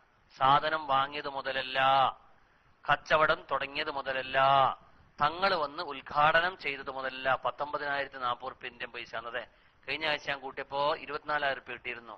അപ്പൊ സ്വാഭാവികമാണ്, അതായത് സുമാർ 20,000 ഞാൻ പറഞ്ഞത് തന്നെയാണ്. അപ്പൊ ചുരുക്കം പറയാണ്, അയ്യൂബ് ബിളാത്തൂർ എന്റെ വന്യ സുഹൃത്താണ്, ജസാക്കല്ലാ. അപ്പോ ഞാൻ പറഞ്ഞു വരുന്നത് ആ കച്ചവടത്തിന്റെ പൈസ ഉടമപ്പെടുത്തിയത് മുതലാണ് വർഷാരംഭം കുറിക്കേണ്ടത്. ഞാൻ ഒന്നും കൂടി പറയാം. ഈ റമളാൻ 1-ന് ഞാൻ കച്ചവടം തുടങ്ങാൻ തീരുമാനിച്ചു. അങ്ങനെ ഞാൻ എന്ത് ചെയ്തു, ഒരു 25,000 റുപ്യ അല്ലെങ്കിൽ 1,00,000 റുപ്യ ഞാൻ ഉണ്ടാക്കി വെച്ചു. പക്ഷെ റമളാന് കച്ചവടം ഒന്നും വേണ്ട, അപ്പൊ നോമ്പ് നമുക്ക് ഇബാദത്തൊക്കെ ചെയ്യാമെന്ന് കരുതി. അങ്ങനെ ശവ്വാലിലാണ് ഞാൻ പോയി സാധനങ്ങളൊക്കെ വാങ്ങിക്കൊണ്ടുവന്നത്. എനിക്ക് ബഹുമാനപ്പെട്ട പാണക്കാട് തങ്ങന്മാർ എന്നൊരു കുട്ടിനെ, എനിക്ക് തങ്ങന്മാരിൽ നിന്നൊരാളെ, കുട്ടി എന്ന് പറയാൻ പാടില്ല, തങ്ങന്മാരിൽപ്പെട്ട ഒരാളെ എനിക്ക് എന്റെ ഷോപ്പ് ഉദ്ഘാടനത്തിന് കിട്ടണമെന്ന് എന്റെ അഭിലാഷം. തങ്ങന്മാരുടെ ഡേറ്റ് നോക്കുമ്പോ ശവ്വാലും ഡേറ്റ് ഇല്ല, ദുൽഖഅദിലെ ഡേറ്റ് ഉള്ളൂ. ചിലപ്പോൾ ദുൽഖഅദിലുണ്ടാവില്ല, ദുൽഹജ്ജിലെ ഡേറ്റ് ഉണ്ടാവുള്ളൂ.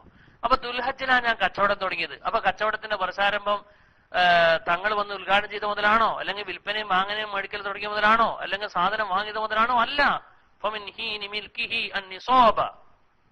ആ കച്ചവടത്തിന് സാധനം വാങ്ങാൻ വേണ്ടി ഞാൻ ഉപയോഗിച്ച പൈസ അത് ഉടമപ്പെടുത്തിയത് മുതലാണ്. അഥവാ റമളാൻ 1-ന് തന്നെ ഞാൻ അത് ഉടമപ്പെടുത്തിയിട്ടുണ്ട്. അന്ന് മുതലാണ് എന്റെ വർഷാരംഭം കുറിക്കുന്നത്. അത് നമുക്ക് ചിന്തിച്ചാൽ തന്നെ കിട്ടുന്നതാണ്. എന്തുകൊണ്ട്? ഈ 595 ഗ്രാം വെള്ളിയുടെ പൈസ എന്ന് പറയുന്നത് സക്കാത്ത് നിർബന്ധമാകുന്ന പൈസയാണ്. അതെന്റെ അടുത്ത് നിന്നാൽ അതിന് സക്കാത്ത് നിർബന്ധമാണ്. അത് 1 മാസം നിന്നു, 2 മാസം നിന്നു, അങ്ങനെ 12 മാസം നിൽക്കുമ്പോൾ സക്കാത്ത് നിർബന്ധമാകുന്നത്. 2 മാസം കഴിഞ്ഞപ്പോൾ ഞാൻ അതിനെ കച്ചവട സാധനമാക്കി മാറ്റി. അപ്പൊ അതിന് സക്കാത്ത് ഇല്ലാത്ത അവസ്ഥയിലേക്ക് നീങ്ങുന്നില്ല, അതിന് മറ്റൊരു അവസ്ഥയിലേക്ക് വന്നപ്പോ അത് കച്ചവട നിർബന്ധമാകുന്ന സാധനമാവുകയാണ്. അപ്പോ നേരത്തെയുള്ള അതിന്റെ വർഷം മുറിയുന്നില്ല. അപ്പൊ ആ 595 ഗ്രാം വെള്ളിയുടെ പൈസ അഥവാ നിസാബ്, ആ നിസാബെത്തിയ പൈസ ഞാൻ ഉടമപ്പെടുത്തിയാൽ അത് ഞാൻ ഉടമപ്പെടുത്തി 1, 2, 5, 6, 8 മാസം കഴിഞ്ഞിട്ടേ അതുകൊണ്ട് കച്ചവട സാധനം വാങ്ങിയിട്ടുള്ളൂ എങ്കിൽ പോലും അത് ഉടമപ്പെടുത്തിയത് മുതൽ തന്നെ അതിന്റെ വർഷം കൂട്ടേണ്ടതാണ്. അപ്പൊ 1 കൊല്ലം അതിന് തേഞ്ഞാൽ, അത് ഉടമപ്പെടുത്തിയത് മുതൽ ഞാൻ 1 വർഷം തേഞ്ഞാൽ നിസാബ് ഉണ്ടെങ്കിൽ സക്കാത്ത് കൊടുക്കണം. നിസാബ് ഉണ്ടെന്ന് ആദ്യം പറഞ്ഞല്ലോ, അപ്പൊ അതിന് സക്കാത്ത് കൊടുക്കണം. 1 രൂപമാണ് ഞാൻ പറഞ്ഞത്. രണ്ടാമത്തെ രൂപം, ഞാൻ എന്റെ കച്ചവടം 25,000 റുപ്യ 20,000 റുപ്യന്റെ താഴെയാണ്. 595 ഗ്രാം വെള്ളിയുടെ പൈസന്റെ താഴെയാണ്, നിസാബിന് താഴെയാണ് എന്റെ കച്ചവടം. അങ്ങനത്തെ കച്ചവടം ഉണ്ടോ? ആ പെട്ടിപ്പീടിയ എന്നൊക്കെ പറയും നമ്മുടെ നാട്ടില്, ബക്കാല, ചെറിയ പെട്ടിപ്പീടിയ. അല്ലെങ്കിൽ ഞാനൊരു കടലപ്പീടിയ തുടങ്ങിയത്, അല്ലെ ഒരു ബത്തക്ക പീടിയ, അല്ലെങ്കിൽ ഞാനൊരു മീൻ കച്ചവട, ചെറിയ മീൻ കച്ചവടം, 5000 രൂപയൊക്കെ മീനൊക്കെ ഉള്ളൂ അല്ലേ, അതൊക്കെ ഒരു കച്ചവടം തന്നെയല്ലേ? അങ്ങനെയുള്ള ചെറിയ ചെറിയ കച്ചവടം, ചെറിയ ഹോട്ടലാ. അതിന്റെ ഒക്കെ വിധി, എനിക്ക് വേറെയും പല വിധികൾ വരുന്നുണ്ട്, ഞാൻ 1 by 1 ആയി പറയാണ്. അപ്പൊ അങ്ങനെ ഞാന് പിന്നെ നിസാബിന് താഴെയുള്ള കച്ചവടമാണ് എന്റെ കച്ചവടം ആരംഭിച്ചതെങ്കിൽ, അങ്ങനെ കച്ചവട ആരംഭം നിസാബിന് താഴെയാണ്. 5000 രൂപന്റെ സാധനമേ ഉള്ളൂ, അല്ലെ 10000 രൂപന്റെ സാധനമേ ഉള്ളൂ, അല്ലെങ്കിൽ 15000 രൂപന്റെ സാധനമേ ഉള്ളൂ. എന്നാൽ ആ കച്ചവടത്തിന്റെ വർഷാരംഭം എവിടെന്നാണ്? അത് ആ പൈസ ഉടമപ്പെടുത്തിയത് മുതലല്ല. ആ പൈസ ഉടമപ്പെടുത്തിയതുകൊണ്ട് സക്കാത്ത് നിർബന്ധമില്ല. 15000 രൂപയ്ക്കൊന്നും സക്കാത്തില്ലല്ലോ. അപ്പോ അവിടെ കച്ചവട സാധനം വാങ്ങിയപ്പോൾ മാത്രമേ സക്കാത്ത് വരുന്നുള്ളൂ. അപ്പൊ എപ്പോഴാണ് അതിന്റെ ആരംഭം? ആ സാധനം വാങ്ങിയത് മുതലാണ് എന്റെ കച്ചവടത്തിന്റെ വർഷാരംഭം. പർച്ചേസ് മുതലാണ്, പർച്ചേസ് മുതലാണ്. അതും ഉദ്ഘാടനം ചെയ്തത് മുതലല്ല, കച്ചവടം തുടങ്ങിയത് മുതലല്ല. പലരും കച്ചവടം തുടങ്ങിയാന്ന് ഇങ്ങനെ എഴുതി വിടുന്നുണ്ട്. ശരിയല്ല. അത് ഷാഫി ഫിഖ് പ്രകാരം അത് ശരിയല്ല. മറിച്ച് ഫമിന ശിറായി, അത് വാങ്ങിയത് മുതലാണ് കച്ചവടത്തിന്റെ വർഷാരംഭം എന്ന് വളരെ ശ്രദ്ധിച്ച് മനസ്സിലാക്കേണ്ടതാണ്. ഇനി മൂന്നാമത് രൂപ ഉണ്ട്. മൂന്നാമത് രൂപ എന്താണ്? ഞാൻ കച്ചവട സാധനം ഉടമപ്പെടുത്തിയത് പൈസ കൊടുത്ത് മേടിച്ചിട്ടൊന്നുമല്ല, ഞാൻ വേറെ സാധനം കൊടുത്ത് മേടിച്ചതാ. ഉദാഹരണം, എന്റെ അടുത്ത് നല്ലൊരു വണ്ടിയുണ്ട്, ഒരു വാഹനം. അത് കൊടുത്തിട്ട് ഞാൻ നിങ്ങളെ പീടിയ വരുന്നതിന് പകരം ഞാൻ പീടിയും വണ്ടിയും തമ്മിൽ കച്ചവടം നടത്തിയതാ. എന്നാൽ അതിന്റെ വർഷാരംഭം നടക്കുന്നത് ഫമിന ശിറായി, അത് വാങ്ങിയത് മുതലാണത്. അത് വാങ്ങിയത് മുതലാണ്. എന്തുകൊണ്ടാ വാങ്ങിയത്? അത് കച്ചവട സാധനം മേടിച്ചത് ചരക്ക് കൊണ്ടാണ്. അത് വലിയ വിലയുള്ള വണ്ടിയാ, 5 ലക്ഷം ഉറുപ്പ്യന്റെ വണ്ടിയാ. അതിനാണ് ഞാൻ 5 ലക്ഷം ഉറുപ്പ്യന്റെ പീടിയ വാങ്ങിയത്. അവിടെ വാങ്ങിയത് മുതലേ ഉള്ളൂ. കാരണം വണ്ടി എന്ന സാധനം നേരത്തെ തന്നെ സക്കാത്ത് നിർബന്ധമുള്ള സാധനമല്ല. അതാണ് കാരണം. ആദ്യം മേടിച്ച നിസാബത്തിയ പൈസ സക്കാത്ത് നിർബന്ധമുള്ള സാധനമാണ്. അതാണ് അതിന് കാരണം, വ്യത്യാസത്തിന്റെ കാരണം അതാണ്. ഇനി ശ്രദ്ധിക്കേണ്ടത്, എന്റെ തന്നെ ഒരു മുതല് ഞാൻ കച്ചവടത്തിനാക്കി. ഉദാഹരണം, ഒരു പെണ്ണിന് കല്യാണം കഴിക്കുന്ന സമയത്ത് മെഹറായിട്ട് ഒരു 100 പവൻ കിട്ടി. അത് ആഭരണമൊന്നുമല്ല, 100 പൊന്നിന്റെ കട്ടി. അപ്പൊ അവന് അത് വെച്ചിട്ട്, അല്ലെങ്കിൽ ഒരു പീടിയ ഒക്കെ മെഹറായി കിട്ടിയത്, നല്ല പീടിക. അപ്പൊ വേണ്ട, അവള് ചരക്ക് കൊടുത്ത് വാങ്ങിയതല്ല, അതുപോലെ പൈസ കൊടുത്ത് വാങ്ങിയതല്ല, നിസാബ് എത്തിയതുമല്ല, അല്ലാത്തതുമല്ല, അങ്ങനെ പൈസ കൊടുത്ത് മേടിച്ചതല്ല. അപ്പൊ അങ്ങനെയുള്ള സാധനത്തിന്റെ സക്കാത്ത് അതിന്റെ വർഷാരംഭമാണ്. അത് അവൻ കച്ചവടത്തിന് എന്ന് കരുതി, കച്ചവടത്തിന് വേണ്ടി അവൻ മാറ്റി, കച്ചവടത്തിന് ഇടപെടുന്നത് മുതലാണ് അതിന്റെ സമയം കുറിക്കുക. കാരണം അപ്പോഴേ കച്ചവടം ആകുന്നുള്ളതാണ് കാരണം. അത് പ്രത്യേകം പറയേണ്ടതില്ലാത്ത വിധം വ്യക്തമാണ്. ഇത്രയും രീതികൾ കച്ചവടത്തിന്റെ വർഷാരംഭത്തെ കുറിച്ചാണ് ഞാൻ പറഞ്ഞത്. കച്ചവടം നിർബന്ധമാകാൻ 2 ഷർത്തുകളാണുള്ളത്. ഒരു ഷർത്ത് അൽ ഹൗലു, കൊല്ലം. കൊയിലാണ്ടി കൊല്ലമല്ല, കൊല്ലം ജില്ലയിലെ കൊല്ലമല്ല. ഞാൻ കൊല്ലം എന്ന് പറയുന്ന സ്ഥലത്ത് സക്കാത്തിന്റെ ക്ലാസ് എടുക്കാൻ പോയി. അപ്പൊ സക്കാത്തിന്റെ ഒന്നാമത്തെ ഷർത്ത് അൽ ഹൗലു, കൊല്ലം എന്ന് പറഞ്ഞ നമ്മളെ നാടാണോ? എന്നല്ല, നിങ്ങളുടെ നാടല്ല, മറിച്ച് അൽ ഹൗലു, വർഷം. ഈ വർഷം ഒരു കൊല്ലം തേഞ്ഞാലേ സക്കാത്ത് നിർബന്ധമുള്ളൂ. ഈ കൊല്ലം എന്ന് പറയുന്നത് അതിന്റെ ആരംഭമാണ് ഇപ്പം പറഞ്ഞത്. അതിന്റെ ആരംഭം അത് 2-3 തരത്തിൽ നമ്മൾ വിവരിച്ചു പറഞ്ഞു. കച്ചവടം തുടങ്ങിയത് മുതൽ എന്നാണ് പല പുസ്തകങ്ങളിലും പല ലേഖനങ്ങളിലും പല പ്രസംഗങ്ങളിലും പലരും പറയുന്നത്. അത് തിരുത്തണം എന്ന് പ്രത്യേകിച്ച് ഞാനിവിടെ പറയണം. ആർക്കെങ്കിലും എന്തെങ്കിലും അത് അഭിപ്രായമോ അവിടെ എന്തെങ്കിലും ചോദ്യമുണ്ട്, ഇൻഷാ അല്ലാഹ് എന്റെ അടുത്ത് ആ തെറ്റങ്ങൾ തിരുത്തണം. ഇൻഷാ അല്ലാഹ് ഞാൻ മനസ്സിലാക്കുന്നത് അത് ശരിയാണ്. ഷാഫി മദ്ഹബിന്റെ ബഹുമാനപ്പെട്ട ഇബ്നു ഹജർ തങ്ങളുടെ തുഹ്ഫ അടക്കമുള്ള ഗ്രന്ഥങ്ങൾ പരിശോധിച്ച് നോക്കിയാൽ വളരെ വ്യക്തമായി പറയുന്നുണ്ട്. മാലു തിജാറത്ത്, കച്ചവടത്തിന്റെ മുതലിനെ ഒരാൾ മിൽക്കാക്കിയാൽ ബിനഖ്ദിൻ, സ്വർണം കൊണ്ടോ വെള്ളി കൊണ്ടോ പൈസ കൊണ്ടോ മിൽക്കാക്കിയാണെങ്കിൽ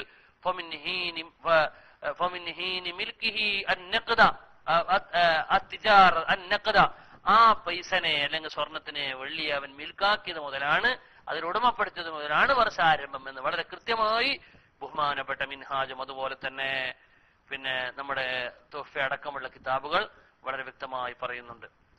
ഇനി ബഹുമാനപ്പെട്ട സഹോദരങ്ങളെ, അങ്ങനെ ഞാൻ എന്റെ കച്ചവടത്തിന്റെ വർഷം ആരംഭിച്ചു. ഞാൻ സാധനം വാങ്ങി. 2-3 തരത്തിലുള്ള കച്ചവടം. ചെറിയ പെട്ടിപ്പീടിയുണ്ട്, അതുപോലെ തന്നെ വലിയ സൂപ്പർ മാർക്കറ്റ് ഉണ്ട്.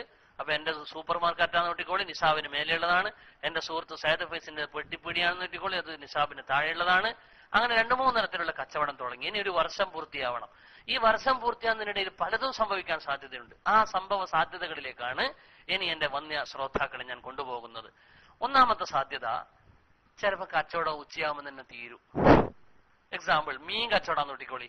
മീൻ എന്ന് പറഞ്ഞാൽ 10 മണിക്കൊക്കെ തന്നെ തീരുന്ന ഇന്ന് ക്ലാസ്സിൽ ഒരാൾ പറഞ്ഞു. ഞാൻ പറഞ്ഞു ഉച്ചക്കൊക്കെ തീരുന്ന പറഞ്ഞപ്പോ ഒരാൾ പറഞ്ഞല്ലോ ഉസ്താദേ 10 മണിയാകുമ്പോഴത്തേക്ക് തന്നെ മീൻ തീരുന്നുണ്ട് ഇപ്പൊ. കാരണം മീൻ പിടുത്തൊക്കെ നിരോധിച്ച മഴക്കാലാണല്ലോ.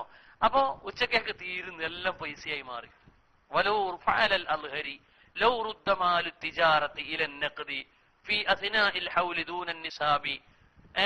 അത് ഉച്ചയാകുമ്പോഴത്തേക്ക് തന്നെ കച്ചവടം എല്ലാം തീർന്നു നോക്കുമ്പോ ഒരു 10 റുപ്യ ഉണ്ട്, 10,000 റുപ്യ അല്ലെങ്കിൽ 5,000 റുപ്യ അല്ലെങ്കിൽ 15,000 റുപ്യ എന്ന് പറഞ്ഞാൽ 595 ഗ്രാം വെള്ളിയുടെ പൈസന്റെ താഴേ ഉള്ളൂ. അങ്ങനെയുള്ള കച്ചവടങ്ങൾ ഇഷ്ടം പോലെയുണ്ട്. മീൻ കച്ചവടം അതിന് ഉദാഹരണ. 15,000 റുപ്യന്റെ മീനിന്റെ അപ്പുറമൊന്നും ഒരാൾ മീൻ വെക്കലില്ല. സാധാരണ ചെറുകിട മീൻകാർ, ഇനി വലിയ അയക്കൂറ കച്ചവടക്കാരും വലിയ വലിയ മീൻ മാർക്കറ്റുകാരിലുണ്ടാവും. അവർക്കെല്ലാം ലക്ഷക്കണക്കിന് റുപ്യന്റെ മീൻ കച്ചവടം. അതല്ല പറയണത്. 595 ഗ്രാം വെള്ളിയുടെ താഴെയുള്ള പൈസയെ മീൻ മുഴുവനും വിറ്റ് തീർത്തിട്ടാകുന്നുള്ളൂ. അപ്പൊ കച്ചവടം മുഴുവനും തീർത്ത് എല്ലാം പൈസയായി നോക്കുമ്പോ നിസാബിന് താഴെയാണ്. നിസാബ് എന്ന് പറഞ്ഞാൽ 595 ഗ്രാം വെള്ളിയുടെ പൈസ. അതാണ് നമ്മളെ നിസാബിന്റെ ഉദ്ദേശ്യം. അതിന് താഴെയുള്ളൂ. നമ്മൾ ഇറച്ചി കച്ചവടക്കാർ എന്ന് പറഞ്ഞാൽ നമ്മുടെ നാട്ടിൻ പുറങ്ങളിലുള്ള ഇറച്ചി കച്ചവടക്കാർ കുറെ പോത്തുകളേക്ക് മേടിച്ചിട്ട് അതിനെ അറുത്തിട്ട് വിൽക്കല. അപ്പൊ കുറെ പോത്തിനെ നമ്മൾ ലക്ഷക്കണക്കിന് ഉറുപ്പിന്റെ ആയി. അതിനെ അറുത്ത് വെക്കുമ്പോഴത്തേക്ക് അതിലേറെ ലക്ഷത്തിന്റെ ആവും. അപ്പോ അവിടെ ഒന്നും മുറിയൂല. അതേസമയം ചെറിയ ഇറച്ചി കച്ചവടക്കാരൊക്കെ ആണെങ്കിൽ മുറിയും. 15,000 റുപ്യന്റെ താഴെയുള്ളൊക്കെ ആണെങ്കിൽ, 20,000 റുപ്യന്റെ താഴെയുള്ള ആളുകളാണെങ്കിൽ. കടല കച്ചവടക്കാർ അന്നന്ന് തീരുന്ന കടല ഉണ്ടാവും, തീരാത്തെങ്കിൽ മുറിയൂല. ഫുള്ള് പൈസയായി മാറി. കച്ചവട സാധനങ്ങൾ മുഴുവനും വിറ്റഴിഞ്ഞ് പൈസയായി മാറി. ആ പൈസ നിസാബിന് താഴെയുള്ളൂ. 595 ഗ്രാം വെള്ളിയുടെ പൈസന്റെ താഴെയുള്ളൂ, അഥവാ 20,000 റുപ്യന്റെ താഴെയുള്ളൂ. അങ്ങനെ വന്നു. അല്ലെങ്കിൽ വേറൊരു ഉദാഹരണം പറഞ്ഞാൽ ഹോട്ടലുകൾ. വൈകുന്നേരത്തേക്ക് എല്ലാ അരിയും ചെറിയും ഗോതമ്പോ മൈദയോ എല്ലാം തീർന്നിട്ടുണ്ട്. മൈദയോ സാധനങ്ങളോ ബാക്കിയായാൽ ഈ വിധിന് ബാധകമല്ല. എല്ലാം തീർന്ന് പൈസയായി. ഉള്ള മൈദയൊക്കെ മേടിച്ചൊക്കെ തീർന്ന് പൈസയായി. പൈസ നോക്കും 10,000 റുപ്യ അല്ലെ 15,000 റുപ്യ അല്ലെ 5,000 റുപ്യ. അങ്ങനെ നിസാബിന് താഴെയുള്ള പൈസയായി കച്ചവടം മുഴുവനും മാറിയാൽ, കച്ചവടം മുഴുവനും പൈസയായി മാറി അത് നിസാബിന് താഴെ എത്തുകയും ചെയ്താൽ ആ കൊല്ലം അവിടെ മുറിഞ്ഞു. ആ കൊല്ലം എവിടെ മുറിഞ്ഞു എന്ന് പറഞ്ഞാൽ എന്താണ്? കൊല്ലം മുറിഞ്ഞു എന്ന് പറഞ്ഞാൽ അപ്പോ ഷാബാൻ 1 ഞാൻ തുടങ്ങി. ഷാബാൻ 1 വൈകുന്നേരം ആകുമ്പോഴത്തേക്ക് തന്നെ എല്ലാം തീർന്നു, എല്ലാം പൈസയായി. എന്നാ ഷാബാൻ 1 കൊല്ലത്തിൽ കൂട്ടണ്ട. നാളെ വേറെ തുടങ്ങൂലേ? നാളെ വൈകുന്നേരം ആകുമ്പോഴത്തേക്ക് അവൻ തീർന്നു, അവൻ കൂട്ടണ്ട. മറ്റന്നാൾ വേറെ തുടങ്ങൂലേ? വൈകുന്നേരം ആകുമ്പോഴത്തേക്ക് അത് തീർന്നു, അവൻ കൂട്ടണ്ട. അങ്ങനെ ദിവസവും പോവാണ്. കൊല്ലം എന്ന് പറയുന്നത് ഇല്ല. കൊല്ലമില്ലാത്തതുകൊണ്ട് തന്നെ സക്കാത്തില്ല. ഇതാണ് ഇങ്ങത്തെ അൽ ഹൗലു. കൊല്ലം മുറിഞ്ഞു. അവ ചെറുകിട കച്ചവടക്കാർ അത് വൈകുന്നേരത്തേക്കെല്ലാം മുറിഞ്ഞ് കച്ചവടം തീർന്ന് പൈസയായി പോകുന്ന കച്ചവടക്കാർക്ക് സക്കാത്തില്ല എന്ന് ഇവിടുന്ന് വളരെ കൃത്യമാണ്.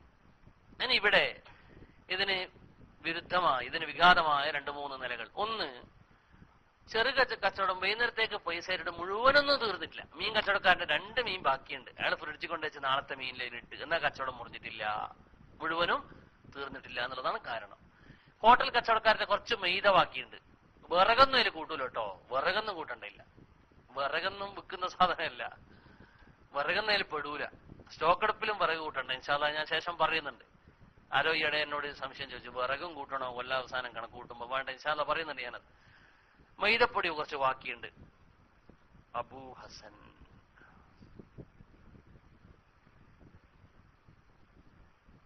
പള്ളിക്കുറി, അതിന്റെ സക്കാത്തിനെ പറ്റി ഒന്ന് വിശദീകരിക്കുമോ? ഇൻഷാ അല്ലാഹ് 4 വർഷം വരെ ഉണ്ടാവാറുണ്ട് ആ കുറി. അപ്പോൾ സക്കാത്ത് ഇൻഷാ അല്ലാഹ് പറയും. ഇൻഷാ നിങ്ങളെ സംശയത്തിലേക്ക് നിങ്ങൾ വരുമ്പോ നമുക്ക് അവിടെ പറയും കേട്ടോ. അബൂ ഹസനോട് പറയാണ്.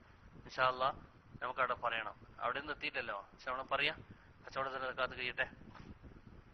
അപ്പോ ചുരുക്കം പറയാണ്, കൊല്ലത്തിനിടയിൽ മുറിഞ്ഞു. നിങ്ങൾക്ക് വേറെ സംശയ നിവാരണത്തിലേക്ക് കടക്കാൻ ധൃതിയുണ്ടെന്ന് ഞാൻ മനസ്സിലാക്കുന്നു. അതുകൊണ്ട് ഞാൻ എന്റെ ക്ലാസ് ചുരുക്കി കൊണ്ടുവരാണ്. കച്ചവട സക്കാത്താണ് ഏറ്റവും കൂടുതൽ പറയേണ്ടത് നിലക്കാണ് ഞാൻ അതിന് ഇമ്പോർട്ടന്റ് ചെയ്തുകൊണ്ട് പറയുന്നത്. എനിക്ക് ഇനി അടുപ്പിച്ച് പഠിക്കാൻ പറയണമെന്നുണ്ട്. അൽഹംദുലില്ലാഹ് ഞാൻ അങ്ങനെ സൂചിപ്പിച്ചുകൊണ്ടിരിക്കും. അപ്പോ ചുരുക്കം പറയാൻ, പിന്നെ പരിശുദ്ധമായ സക്കാത്തിനെ സംബന്ധിച്ച് നമ്മളിപ്പം പറഞ്ഞു വന്നത്, ഇടയിൽ വൈകുന്നേരത്തേക്ക് മുറിഞ്ഞു. സാധനങ്ങളൊക്കെ തീർന്നിട്ടില്ല, കുറച്ചെങ്കിലും ബാക്കിയുണ്ടെങ്കിൽ കച്ചവടം മുറിഞ്ഞിട്ടില്ല. അപ്പൊ ഈ പെട്ടിപ്പിടിയക്കാരൊന്നും മുറിയേയില്ല. ഇന്ന് കുറച്ച് വിറ്റ് നാളെ കുറച്ച് വിറ്റ് കുറച്ച് സാധനങ്ങൾ എപ്പോഴും ബാക്കിയുണ്ടാവും, മുറിയേ ചെയ്യൂല. അതുപോലെ തന്നെ ഇനി മുറിഞ്ഞാൽ ആ പൈസ നിസാബ് ഉണ്ടെങ്കിൽ 595 ഗ്രാം വെള്ളിയുടെ പൈസ ഉണ്ടെങ്കിൽ, അഥവാ ഇന്ന് നേരത്തെ കണക്കൂട്ടതുപോലെ 20,000 രൂപ ഉണ്ടെങ്കിൽ അതും മുറിയൂല, അതങ്ങനെ തുടർന്നു പോകും. ഇറച്ചി കച്ചവടക്കാർക്കൊന്നും അങ്ങനെ മുറിയാവില്ല. കാരണം കുറെ മൃഗങ്ങളെ വാങ്ങാൻ നല്ല പൈസയാകുന്നുണ്ട്, അത് 10-20,000 രൂപ കച്ചവടമൊക്കെ നടക്കും.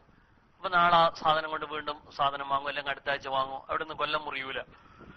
കൊല്ലം മുറിയുന്ന രൂപങ്ങളാണ് ഞാൻ പറഞ്ഞത്. അങ്ങനെ കച്ചവടം തുടർന്നു പോവുകയാണ്.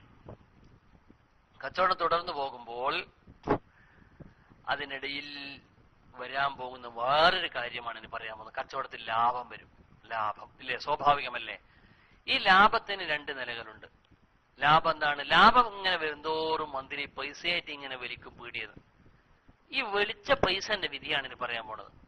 കച്ചവട പീടിയെന്ന് വലിച്ച പൈസ, ആ പൈസക്ക് 2 സ്വഭാവമുണ്ട്. അത് അങ്ങനെ തന്നെ എടുത്ത് ഉപയോഗിച്ച പൈസയാണ്. എന്നാ പിന്നെ ചർച്ചയിൽ ഉപയോഗിച്ച സാധനത്തിന് നിൽക്കാത്തില്ല. ഇനി ഉപയോഗിച്ചിട്ട് എടുത്തു വെച്ചു, ആ പൈസ നിസാബിന് താഴെയാണ്. നിസാബ് മറക്കരുത്, അങ്ങോളം വേണ്ടതാ നിസാബ്. 595 ഗ്രാം വെള്ളിയുടെ പൈസ, അവ 20,000 താഴെയാണ്. നിസാബിന് താഴെയുള്ളൂ.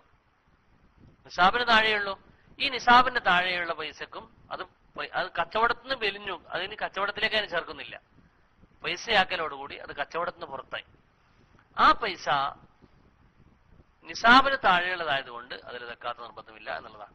ഇനി നിസാബിന് മേലെ എത്തിയ 20,000, നിസാബ് എത്തിയ പൈസയാണ്, 20,000 രൂപ ഉള്ള പൈസയാണ്, 20,000 രൂപ ഉണ്ട്. അതൊരു കൊല്ലം വെച്ചാൽ അതിന് അതിന്റെ സക്കാത്ത് കൊടുക്കണം. കച്ചവടത്തിൻ്റെതല്ല, അതിന് അതിന്റെ സക്കാത്ത് കൊടുക്കണം. ആ നിസാബ് എത്തിയ പൈസ 20,000 രൂപ, 595 ഗ്രാം വെള്ളിയുടെ പൈസ ഒരാൾ ഒരു കൊല്ലം വെച്ചു എന്നുള്ളതൊക്കെ അതിന് സക്കാത്ത് കൊടുക്കണം. അപ്പൊ ചുരുക്കം പറയാൻ, കച്ചവടത്തിന്റെ ഇടയിൽ വന്ന ലാഭം അത് നാണയമാക്കി പൈസയാക്കി എടുത്താൽ അതിന് 2 രൂപം. 1 രൂപം അത് നിസാബിൽ താഴെയുള്ളതാണെങ്കിൽ അതിന് സക്കാത്തില്ല. നിസാബിൽ മേലെയുള്ളതാണെങ്കിൽ അത് ഉപയോഗിച്ചു തീർത്താൽ അതിനും സക്കാത്തില്ല. 3ാമത്തെ രൂപം നിസാബിൽ മേലെയുള്ള പൈസ അത് ഇൻവെസ്റ്റ് ചെയ്താൽ 1 കൊല്ലം പൂർത്തിയാകുമ്പോൾ അതിന് പൈസന്റെ സക്കാത്ത് നിർബന്ധമാണ്. ഇതാണ് അതിന്റെ വിധി. ഇനി കച്ചവടത്തിലെ ലാഭം പൈസയായി പുറത്തേക്ക് വലിക്കുന്നില്ല. പീടികയിൽ ആ സാധനം ഇങ്ങനെ വർദ്ധിച്ചു വരികയാണ്. എന്നാൽ ആ സാധനങ്ങൾ അത് പീടികയിലേക്ക് ചേർക്കപ്പെടും, ഷോപ്പിലേക്ക് ചേർക്കപ്പെടും. കൊല്ലാവസാനം കണക്ക് കുത്തുമ്പോൾ, കൊല്ലാവസാനം പീടികയ്ക്ക് വില കെട്ടുമ്പോൾ ഈ സാധനങ്ങളും പീടികയിൽ ചേർത്തിട്ട് അതിനും സക്കാത്ത് കൊടുക്കേണ്ടതാണ്. അപ്പം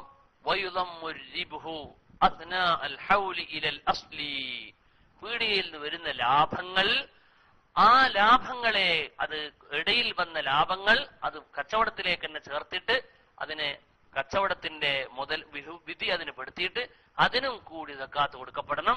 മാലം യനില്ല, അത് നാണയമായി വരാത്ത കാലത്തോളം.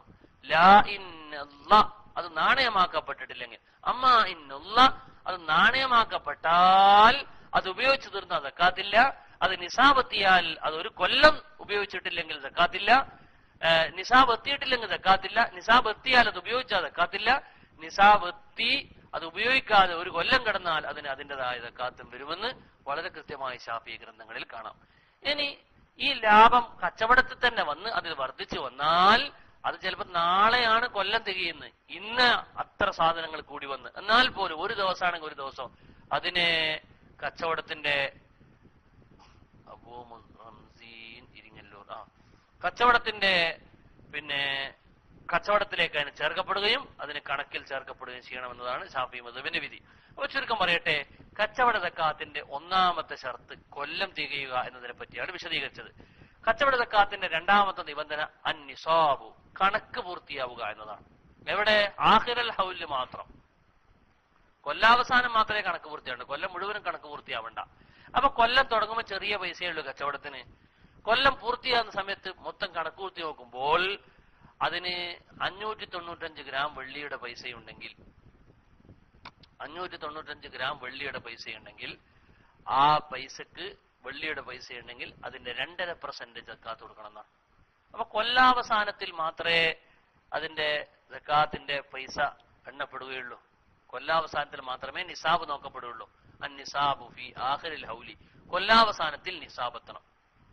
അപ്പൊ അവല് നിസാബില്ല, മധ്യത്തിൽ നിസാബില്ല, അവസാന നിസാബ് വന്ന്, കച്ചവടത്ത് കൂട്ടുന്നതിന് തൊട്ടു മുമ്പ് നിസാബ് വന്ന്.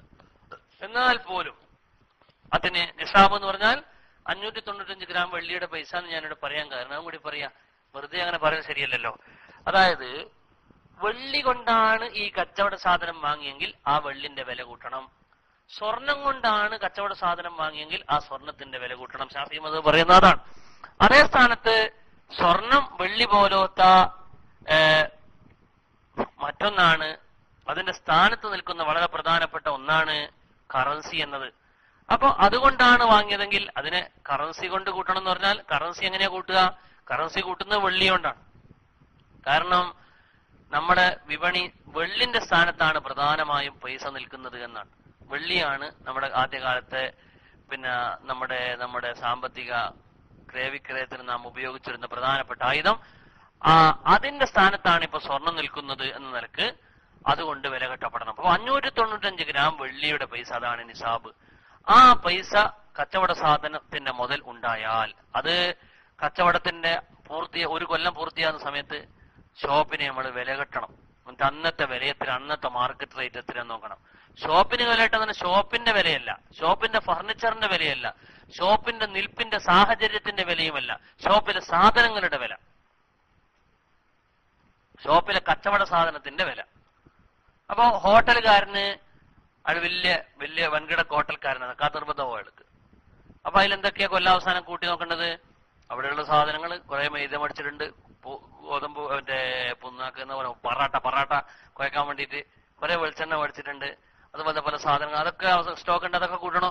അതിന് കത്തിക്കാൻ വേണ്ടി മേടിച്ചു വെച്ച വിറകൊന്നും കൂട്ടണ്ടില്ല. വിറകൊന്നും എന്തല്ല, അത് കച്ചവടം വെക്കാനുള്ളതല്ല, അതിനെ മറ്റൊന്നാക്കിയിട്ട് മാറ്റി കൊടുക്കുന്നുമില്ല. ഉദാഹരണം ഏതുപോലെയെന്ന് വെച്ചാല്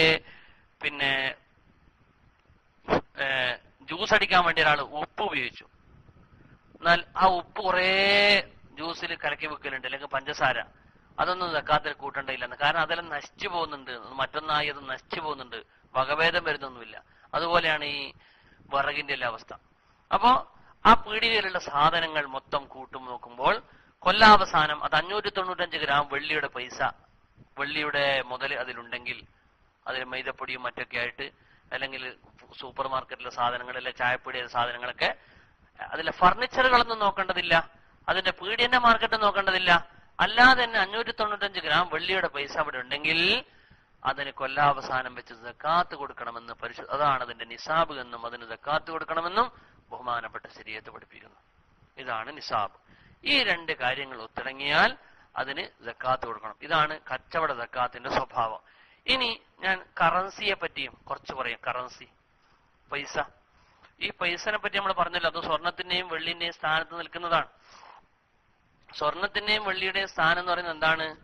സ്വർണവും വെള്ളി എന്ന് പറയുന്നത് അത് മനുഷ്യന്റെ, ഇപ്പൊ സ്വർണത്തിന് സക്കാത്തുണ്ട്, ആഭരണമാകുമ്പോൾ സക്കാത്തില്ല. എന്താ ആഭരണമാകുമ്പോൾ സ്വർണ്ണം അല്ലാണ്ടാവുന്നുണ്ടോ? ആഭരണമാകുമ്പോൾ സ്വർണം തന്നെയാണ്. പിന്നെന്തായാലും സക്കാത്തില്ലാത്തത്? അവിടെ ആഭരണമാകുമ്പോ അത് സക്കാത്ത് നിർബന്ധമാകാനുള്ള സ്വർണത്തിന്റെ കാരണം ഇല്ലത്ത് അത് നീങ്ങിപ്പോകുന്നുണ്ട്. എന്താണ് അതിന്റെ ഇല്ലത്ത്? ബഹുമാനപ്പെട്ട നമ്മുടെ ഫിഖ്ഹിന്റെ കിതാബുകൾ ഒരുപാട് സ്ഥലങ്ങളിൽ, തുഹ്ഫയിൽ പ്രത്യേകിച്ച് ഒരുപാട് സ്ഥലങ്ങളിൽ അത് വിശദീകരിക്കുന്നുണ്ട്. لأن النقد نام في نفسه ومتهيئ للانتفاع والشراء به في أي وقت بخلاف ذلك. സ്വർണത്തിന്റെയും വെള്ളിയുടെയും അവസ്ഥ പറയാം, അത് സ്വയം വളരുന്നതാണ്. അതുകൊണ്ട് ഉപകാരമെടുക്കാൻ ഏത് സമയത്തും വിൽക്കാനും വാങ്ങാൻ പറ്റുന്ന സമൂഹത്തിന്റെ വിലയാണത്. അതേ സ്ഥാനത്ത് ആഭരണത്തിന് സക്കാത്തില്ല, ഹലാലായ ആഭരണത്തിന് സക്കാത്തില്ല എന്ന് പറയാൻ കാരണം ലിഅന്നഹു മുഅദ്ദുൻ ലിൽ ഇസ്തിമാലി മുബാഹിൻ, ഹലാലായ ഉപയോഗങ്ങൾക്ക് വേണ്ടി ചോദ്യത്തിന് സമയം അനുവദിക്കും. ഏതിൽ ടെക്സ്റ്റ് അടിക്കുക? ഓക്കെ ശുക്രാൻ. ഇൻഷാ അല്ലാഹ് 25,000 അഡ്വാൻസ് കൊടുത്തതിന് സക്കാത്ത്, അടുത്തതിന് സക്കാത്തുണ്ട് ഇൻഷാ അല്ലാഹ് ഞാൻ പറയേ. അപ്പൊ ചുരുക്കം പറയാണ്, അപ്പൊ സ്വർണം വെള്ളിയുടെ ഡീപ്പായ അതിന്റെ ഇബാറത്തുകളിലേക്ക് ഞാൻ പോകുന്നില്ല, വിഷയം പറയാണ്. കാരണം നിങ്ങൾ സാധാരണക്കാരാണ്, അവർ ചോദ്യത്തിലേക്ക് കടക്കുന്നത് നിങ്ങൾക്ക് മനസ്സിലാകുന്നതുകൊണ്ട് ഞാൻ ഇബാറത്തിലേക്കൊന്നും കടക്കണില്ല. ചുരുക്കം പറയാം, സ്വർണം വെള്ളിയിൽ നിന്ന് അതിന്റെ സ്ഥാനത്ത് നിൽക്കുന്ന പൈസ പ്രധാനമായും നമ്മളെ രാജ്യത്തൊക്കെ വെള്ളിയുടെ സ്ഥാനത്താണ് ഈ പൈസ നിലകൊള്ളുന്നത്. വെള്ളിയായിരുന്നു മനുഷ്യന്റെ പ്രധാനപ്പെട്ട ക്രയവിക്രയത്തിന്റെ മാധ്യമം. അപ്പൊ അതിന്റെ സ്ഥാനത്ത് പറഞ്ഞാൽ 595 ഗ്രാം വെള്ളിയുടെ പൈസ എത്തിക്കഴിഞ്ഞാൽ അതൊരാൾ സൂക്ഷിച്ചാൽ, അതൊരു കൊല്ലം ഒരാൾ സൂക്ഷിച്ചാൽ അത് കടം കൊടുത്തിട്ട് സൂക്ഷിച്ചാലും കിട്ടുമെന്ന് ഉറപ്പുള്ള കടമാണെങ്കിലും എനിക്ക് നല്ല നെറ്റ് പ്രോബ്ലം ആണോ? അപ്പോ ചുരുക്കം പറയാൻ അങ്ങനെ ഒരു കൊല്ലം അത് സൂക്ഷിച്ചു കഴിഞ്ഞാൽ അതിന് സക്കാത്ത് കൊടുക്കണമെന്നാണ് ശറഅ് പറയുന്നത്. അപ്പൊ നിങ്ങൾ കുറി, അതുപോലെ തന്നെ തറി, അങ്ങനത്തെ വിഷയങ്ങളെ നമുക്ക് ചർച്ച ചെയ്യാം. എന്താണ് കുറി?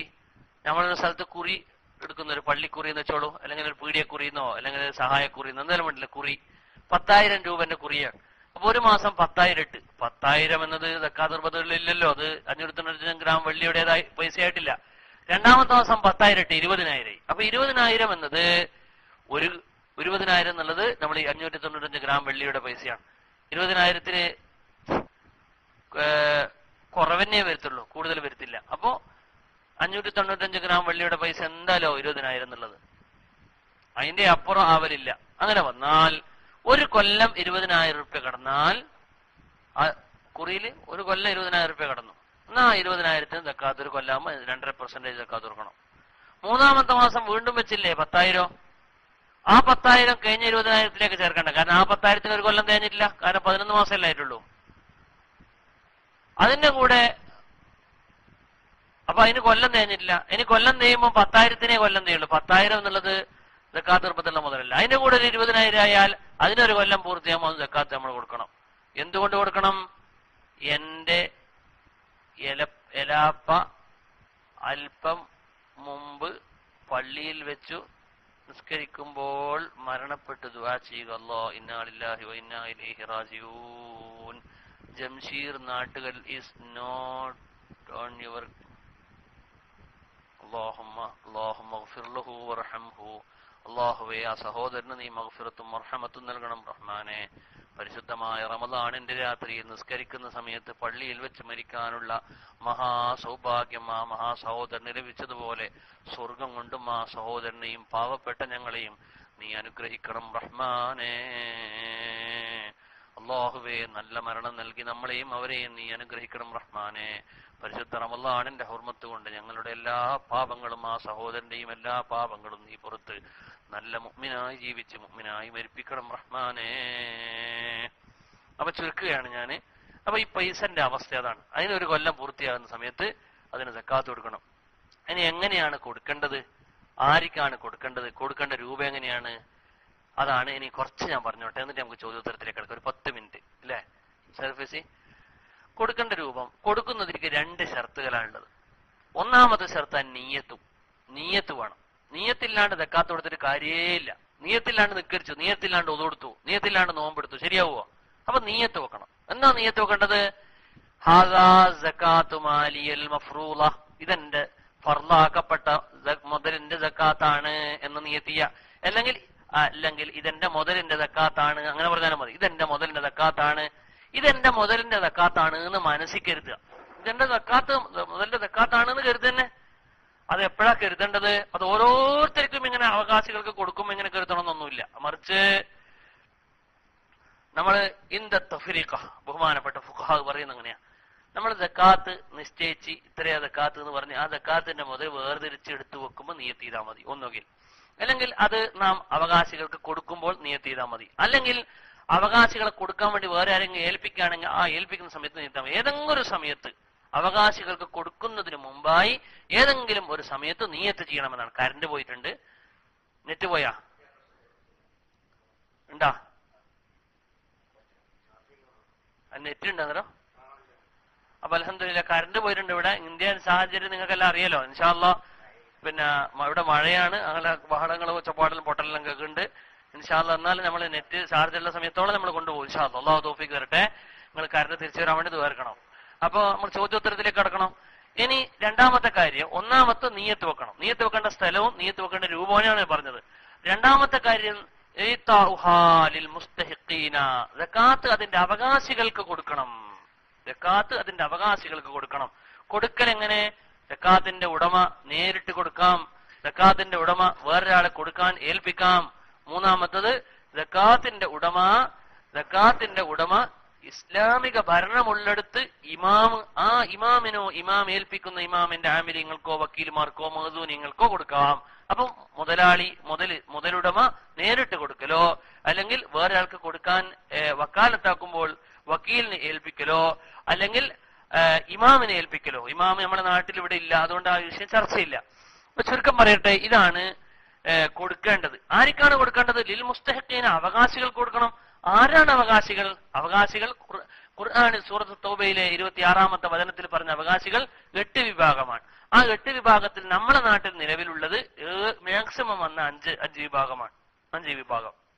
ആ 5 വിഭാഗം ഒരു നാട്ടിൽ ഉണ്ടായിക്കൊള്ളണമെന്നില്ല. ആരൊക്കെയാണ് 5 വിഭാഗം? 1 ഫക്കീർ, 2 മിസ്കീന്. അത് ഞാൻ ഓരോന്നിന്റെ നിലപാടുകൾക്ക് വിശദീകരിക്കാൻ കുറെ ഉണ്ട്, എന്നാലും ഞാൻ ഷോർട്ടാക്കി പറയാം. 1 ഫക്കീർ, 2 മിസ്കീന്, 3 പുതുമുസ്ലിം, 4 കടക്കാരൻ, 5 യാത്രക്കാരൻ. ഇനി ഖുർആനിൽ പറഞ്ഞ 8 വിഭാഗത്തിൽ ബാക്കി 3 1 അടിമ, മോചനപത്രം എഴുതിയ അടിമ, 2 ഇസ്ലാമിക മുന്നേറ്റത്തിന് വേണ്ടി യുദ്ധത്തിനിറങ്ങിയ സൗജന്യ യോദ്ധാവ്, മൂന്നാമത്തത് അടിമകള്, വൽ ആമിലീന, സക്കാത്തിന്റെ ശേഖരം നടത്തുന്ന ഇമാമിന്റെ തൊഴിലാളികളായ സക്കാത്ത് തൊഴിലാളികൾ. ഇത് 3 നമ്മുടെ നാട്ടിലില്ല. നേരത്തെ പറഞ്ഞ 5 വിഭാഗമുണ്ട്. ആ 5 വിഭാഗത്തെ പറ്റി പറയാൻ. ഫക്കീർ എന്ന് പറഞ്ഞാൽ മൂപ്പർക്ക് ജീവിക്കാൻ യാതൊരു വഴിയുമില്ല.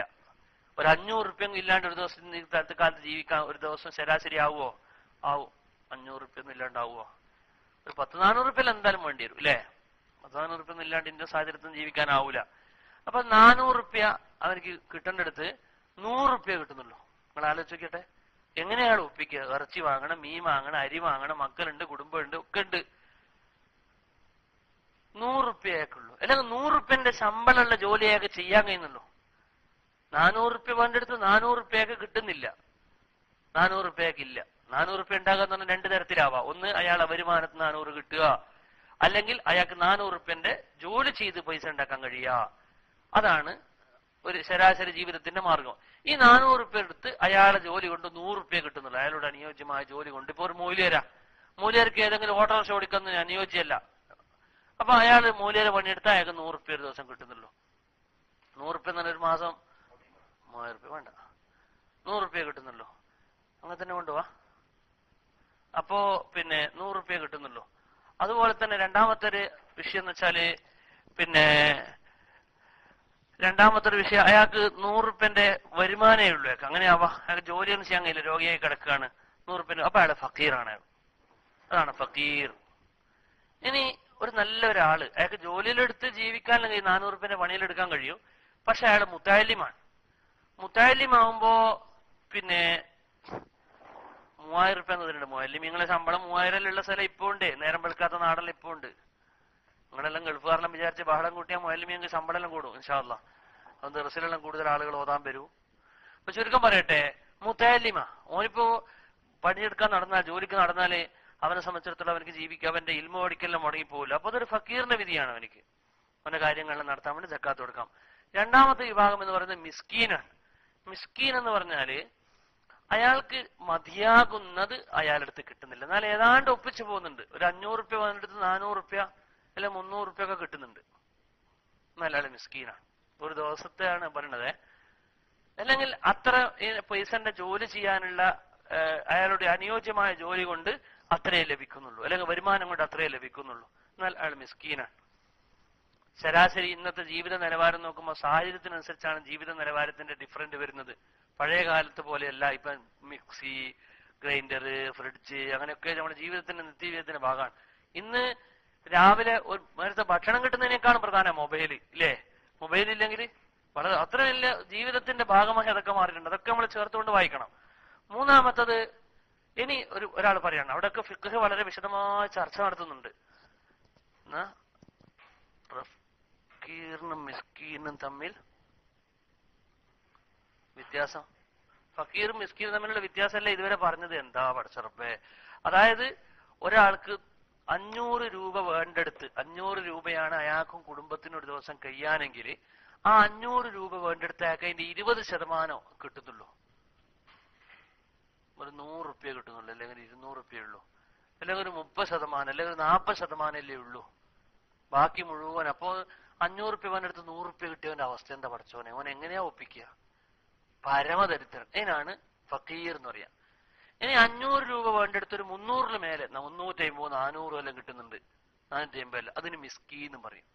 അയാൾക്ക് ഏതാണ്ട് കഴിഞ്ഞുകൂടേണ്ട പുറകെ അങ്ങ് ഒത്തുപോകുന്നുണ്ട്, എന്നാൽ ഒപ്പിച്ചിട്ടാ പോണത്. 500 കിട്ടേണ്ടടുത്ത് 400 ഇട്ട് ഒപ്പിക്കാൻ കഴിയും. 500 കിട്ടേണ്ടടുത്ത് 100 ഇട്ട് എങ്ങനെ ഒപ്പിക്കുക? 100 കൊണ്ട് അരി മേടിക്കുമ്പോഴത്തേക്ക് അയാൾക്ക് കറിക്കൊന്നുമില്ല, കഞ്ഞിവെള്ളം കുടിക്കേണ്ടി വരും. അതാണ് ഫക്കീർ എന്നും മിസ്കീൻ തമ്മിലുള്ള വ്യത്യാസം. അയാള് വീട് വിറ്റിട്ട് അയാള് ലാഭം ഉണ്ടാക്കും, അതിന് വരുമാനം ഉണ്ടാക്കേണ്ടതില്ല. അതേ സ്ഥാനത്ത് അയാൾക്കൊരു തോട്ടമുണ്ട്, നല്ലൊരു തോട്ടം. അതിനെ കൊണ്ട് 500 ശരാശരി ഉപജീവനത്തിന് 100 വരുമാനമേ കിട്ടുന്നുള്ളൂവെങ്കിലും ആ തോട്ടം വിറ്റാൽ അയാൾക്ക് നല്ല ജോലി കിട്ടും. ആ ജോലി കൊണ്ട് അയാൾക്ക് ശരിക്കും കഴിഞ്ഞുകൂടാൻ കഴിയും. എന്നാൽ അത് വിൽക്കണം. അയാൾ ഫക്കീറിന്റെ പരിധിയിൽ, മിസ്കീന്റെ പരിധിയിൽ അയാൾ വരൂലാന്ന ഒന്ന്. ഇനി വേറൊരു ഉദാഹരണം, ആ തോട്ടം വിറ്റിട്ട് അയാൾക്ക് എന്ത് ചെയ്യും? നല്ല വരുമാനമുള്ള ഒരു ഷോപ്പ് മേടിക്കാൻ കഴിയും. ആ ഷോപ്പ് മേടിച്ചാൽ അയാൾക്ക് ജീവിക്കേണ്ട മാർഗം വരുമാനം ഇരുന്ന് കിട്ടും. എന്നാൽ അത് വിറ്റിട്ട് അയാൾ ആ ഷോപ്പ് വാങ്ങി അയാളുടെ ദാരിദ്ര്യം അയാൾ നീക്കണം. അയാൾ ഫക്കീർ മിസ്കീൻ എന്ന പരിധിയിലേക്ക് വരൂല എന്നാണ്. അപ്പൊ ചില ആളുകളിലുണ്ട്, മലമ്മ വലിയ സ്ഥലയിലുണ്ട്, പക്ഷെ വരുമാനമൊന്നുമില്ല, എങ്ങനെ ഒപ്പിച്ചു പോവാണ്. അത് വിറ്റാൽ അയാൾക്ക് നല്ല വരുമാനത്തിന് മാർഗം ഉണ്ടാക്കാമെങ്കിൽ, അല്ലെങ്കിൽ ജോലി ഉണ്ടാക്കാമെങ്കിൽ, ആ ജോലി കൊണ്ടും വരുമാനം കൊണ്ട് അയാൾക്ക് സുഖകരമായി ജീവിക്കാമെങ്കിൽ അയാൾ ഫക്കീർ മിസ്കീൻ എന്ന പരിധിയിൽ നിന്ന് അയാൾ പുറത്താണ്. ശരിക്കും ശ്രദ്ധിക്കേണ്ട വിഷയമാണ്. ഇനി അപ്പൊ അത് അയാൾ താമസിക്കുന്ന വീട് അയാൾ വിൽക്കേണ്ടതില്ല, അയാളുടെ അനുയോജ്യമായ വീട്. ഇനി അനുയോജ്യത്തിന് മേലുള്ള വലിയ വീടാ, എന്നാ അത് വിറ്റിട്ട് അനുയോജ്യമായ ഒരു വീട് മേടിക്കുകയാണെങ്കിൽ ബാക്കി പൈസ കൊണ്ട് അയാളെ ഫക്കീർ മിസ്കീൻ നീക്കാൻ പറ്റുമെങ്കിൽ അത് വാങ്ങണം. അയാൾക്ക് സക്കാത്ത് കൊടുക്കാൻ പാടില്ല. ആവശ്യമുള്ള വണ്ടി അതൊന്നും വെക്കണമെന്നില്ല, ആവശ്യമുള്ള വണ്ടി വീട് അതൊന്നും വെക്കണമെന്നില്ല. ഇനി മൂന്നാമത്തെ വിഭാഗമാണ് പുതുമുസ്ലിമീങ്ങൾ. ആരാണ് പുതുമുസ്ലിമീങ്ങൾ? ഒരാൾ ഇസ്ലാമിലേക്ക് വന്ന് അയാൾ ഫക്കീറാണ്, അവനെ ഈ പറഞ്ഞ ഫക്കീറിൽ പെട്ട്, മിസ്കീനാണ് ഈ മിസ്കീനിൽ പെട്ട്. അതല്ല, ഇസ്ലാമിലേക്ക് വന്നാൽ ഫക്കീർ മിസ്കീനൊന്നും അല്ലെങ്കിൽ അയാൾക്ക് സക്കാത്ത് കൊടുക്കാൻ 2 വകുപ്പുണ്ട്. എന്താണ്? ഒന്ന്, അയാൾ ഇസ്ലാമിലേക്ക് വന്നിട്ടും അയാളെ മനസ്സോർച്ചിട്ടില്ല, അങ്ങോട്ട് തന്നെ പോണെന്ന് തിരിച്ചു പോകണമെന്നുള്ളത്, ഗർവാപ്സി. അപ്പൊ അയാൾക്ക് നല്ല പൈസ കൊടുത്തു കഴിഞ്ഞാൽ അയാളെ തന്നെ നിൽക്കൂ. എന്നാ പൈസ കൊടുത്തിട്ട് മൂപ്പര് ഉറപ്പിക്കന്നെ, എന്നാ അയാൾക്ക് സക്കാത്തിന്റെ പൈസ കൊടുക്കാം. ഇനി മൂപ്പര് ഇസ്ലാം മതം ആയി കണ്ടപ്പോഴേ അയാൾക്ക് നല്ല പൈസ കിട്ടുന്ന കണ്ട കുറെ ആൾക്കാർ അതുമൂലം പിന്നെ ഇസ്ലാമിലേക്ക് വരാൻ കാരണമാവും. അപ്പോ എന്ത് ചെയ്യാ? പിന്നെ അയാൾക്ക് എന്ത് ചെയ്യാ? സക്കാത്ത് കൊടുക്കാം. കാരണം അയാളെ മൂലം ഒരുപാട് ആളുകൾ ഇസ്ലാമിലേക്ക് വരാൻ കാരണമാവുമല്ലോ എന്നുള്ളതാണ്. അപ്പൊ ഫക്കീർ, മിസ്കീന്, പുതുമുസ്ലിം. നാലാമത്തെ വിഭാഗം എന്ന് പറയുന്നത് അത്